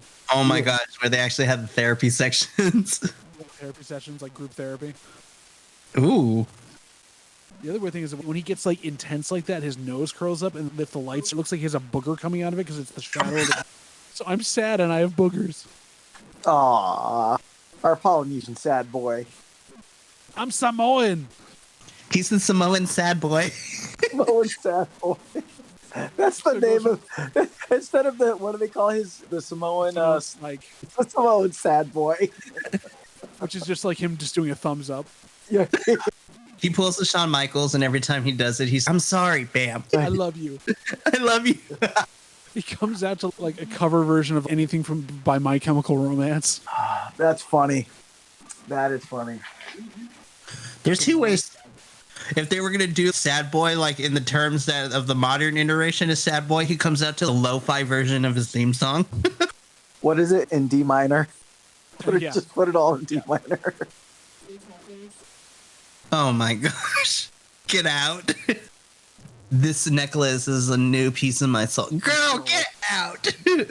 Jared, vapid people spending money. Part So of my soul the for the guy- next week before I put it in my drawer. That's EJ, the guy with the mustache in that the commercials. EJ, he is an amazing improviser. I did stuff with in Chicago. Seriously? I'm so happy he's getting That's national awesome. commercials. I'm so happy he's getting national commercials. He is a weird ass man, but he But is I feel- so fucking funny. But I feel like most theater people are weirdos. He was odd for theater people. Oh wow, that's saying a lot. I was about to say That's that's saying something. He'd get in a bar at the Annoyance before a show, like not be backstage or anything else. He'd sit among the crowd and just either stare people down or put a finger out like he was going to poke you, but not get close to see what your reaction was, and then he'd put it back. And he'd just sit there. No notebook, Wow. no drink, no nothing. Like he's an odd duck. Alrighty. What is with the bangs, girl? Oh, I thought this was a documentary for Lance Armstrong. I was like, dang. What are you watching? I know that I'm watching the same commercials that Adolfo's watching, but Right. Just in a 6-second delay. yeah, damn Papa John's. I'm watching I'm getting a That must be the local one. for getting a California. commercial for Oh, Mikey, we're losing you, Mikey. It's getting around that time. It is when Mikey's internet starts to go out. Okay. Now I understand why, because I was just like, I had to switch because like the one that I was watching, it froze up, so I had to pick something else, right? Oh yeah. So now I'm watching this. I'm watching it, and apparently, I think I'm getting the BT Sport version. Oh, so you're getting from Britain. Yes. Ooh. So I was like, no wonder I'm getting a commercial for a bicycle Tour de France tournament. I want to watch that. Unfortunately, I'm still listening to the English commentators, or the U.S. commentators, I should say. Turn your SAP on. Nah, I'm good. Because all I will say is speaking in a Cockney accent. Manipulating the mind of Solo Sikoa. I'm going to text Minnie right now and be like, where are you? It's almost over, Minnie. I know. It's just like, where are you? Why you not here? LOL. Smiley face. Oh, is Solo going into the table? Uh-huh. Coast to coast across the ring. Did he just... Wow. Rude. I'm like, what kind of comparison is that? I understand, but that's a reach. Of course, Paul Heyman's making a phone call at ringside. That's what he do. Yep. That's how you get Roman on TV. He's always on the phone. Does he get paid for being, like, said that he's on the phone? Oh, the most devastating move in all sports entertainment. The surprise roll-up. He stood up from that. It's a rock bottom. With pizzazz. Yeah. It's almost a bookend, but it's really just a rock bottom. Super kick pate. I have muted my audio, and I'm listening to your audio, Adolfo. Okay. Which it's not syncing up, and it's beautiful. Are you Roman's little bitch? He says. You see it? Another spinning rock bottom. Solo Sikoa ends up being the sleeper agent that The Rock sent. I actually heard that theory, too, that Solo was sent by The Rock. I did it for The Rock. That'd be hilarious. There he is. Solo was like not himself the first half of the match. He's finally showing up. He got kicked a couple times. I know. Yes, I hit my head on the turnbuckle, and now I'm going to go ahead and walk back into the ring because the ring pole didn't do anything to my head. Poor Reed of the ring post, and there's Jimmy, and there's they are. And Solo's going to get pissed because he didn't want them breaking up his match. Yeah, y'all are ahead. Yeah. Oh, race to survive Alaska. Rinvoke. Brought to you by Rinvoke. So have you heard this? Have either of you heard this where people are saying now, if you're having trouble coming up with a name for your D&D character, just pick a name of one of these stupid, like, over-the-counter medicines like Rinvoke or something else to be your D&D name? That's something I'm going to do for this upcoming campaign. What's your name? Corporal I'm Rinvoke. Atrexia. Corporal Nexium. Corporal Nexium. And there we go. All right. There it All right. is. It was a fun time. Was it? Was it? I mean, it was good for you guys.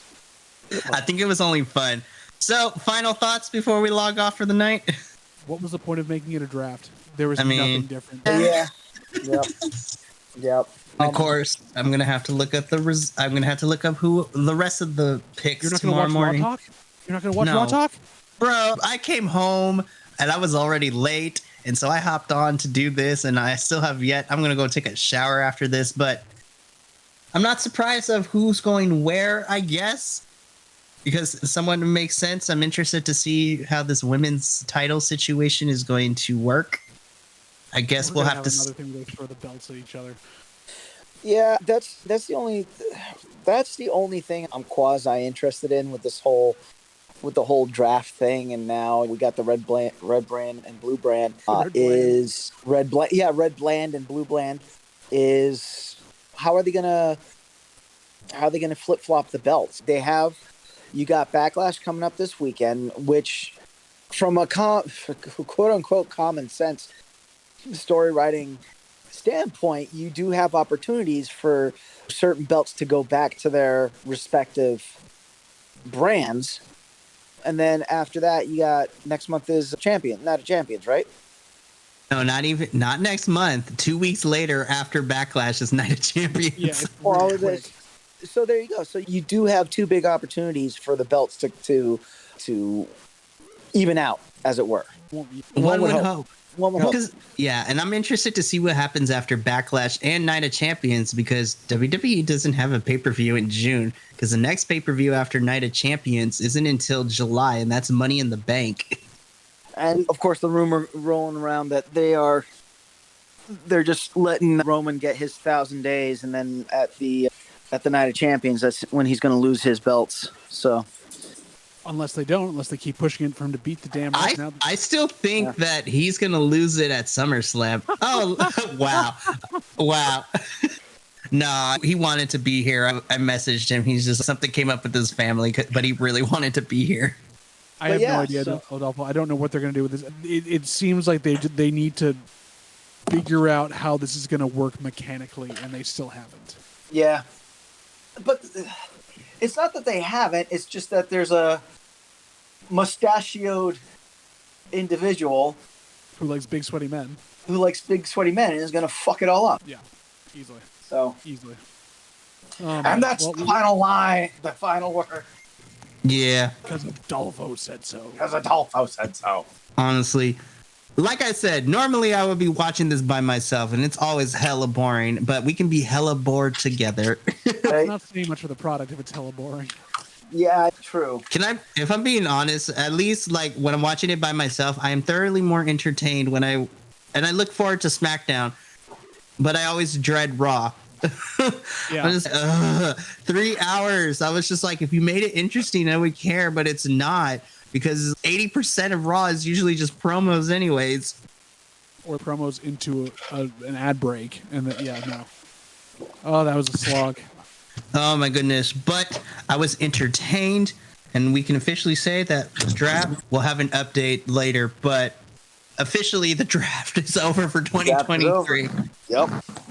Freaking. All right. I'll talk to you later. All right. Bye, Adolfo. And with that, we come to the end of the Bi-Conics podcast, hosted by me, brought in by Mikey, all those good things. We had a lovely time sitting here slogging with you. Check out all of our stuff on the socials that I talked about earlier in the thing. Please tell your friends about this. We want to have more people listening to this. If you enjoy it, Liquid Death, sponsor me. And Mikey, I've enjoyed sitting in your shoes for a little bit tonight and doing all that stuff. I really appreciate you more because of it. Next time, jump on with me. Hold up. God damn it. Technology, folks. No, but I do appreciate that, because it is a lot of running around behind the scenes, getting everything together, making sure everyone is where they're supposed to be. And even though I was giving you shit throughout the thing, like, it's not as fun when I don't have my co-host with me. Oh, yeah. It's tougher to get on board with it, but hopefully we didn't bore you too much here. And remember, from all of us here at the Bi-Conics, you are Bi-Conic. Yes. And when we come back with our regularly scheduled episode, it will be after Backlash has happened. So we'll talk about that. We'll talk about some AEW stuff and what NXT Battleground and AEW Double or Nothing is looking at. Because, Tony Khan, I have some words with you in terms of some of these stories going to Double or Nothing, because air quotes stories. I have no idea what's going down. I have some thoughts and feelings that certain matches shouldn't have happened that happened on the weekly television show the last couple of weeks that could have been saved for Double or Nothing. We'll talk about it later. But until then, from all of us here at the Bi-Conics, remember, take care of yourself, love one another, let the good times roll, and as always, be your true Bi-Conic self in everything you do. Bi-Conic? We're going to make that a thing. But ta-ta for now. Bye! Thank you so much for tuning in to another Vibe Tribe production. What's going to happen next time? Well, you're going to have to tune in to find out. But until then, remember, audio podcast land, take care of yourself, love one another, and as always, make sure that you keep the good times rolling. Thank you for being here, and we'll see you next time. Bye-bye.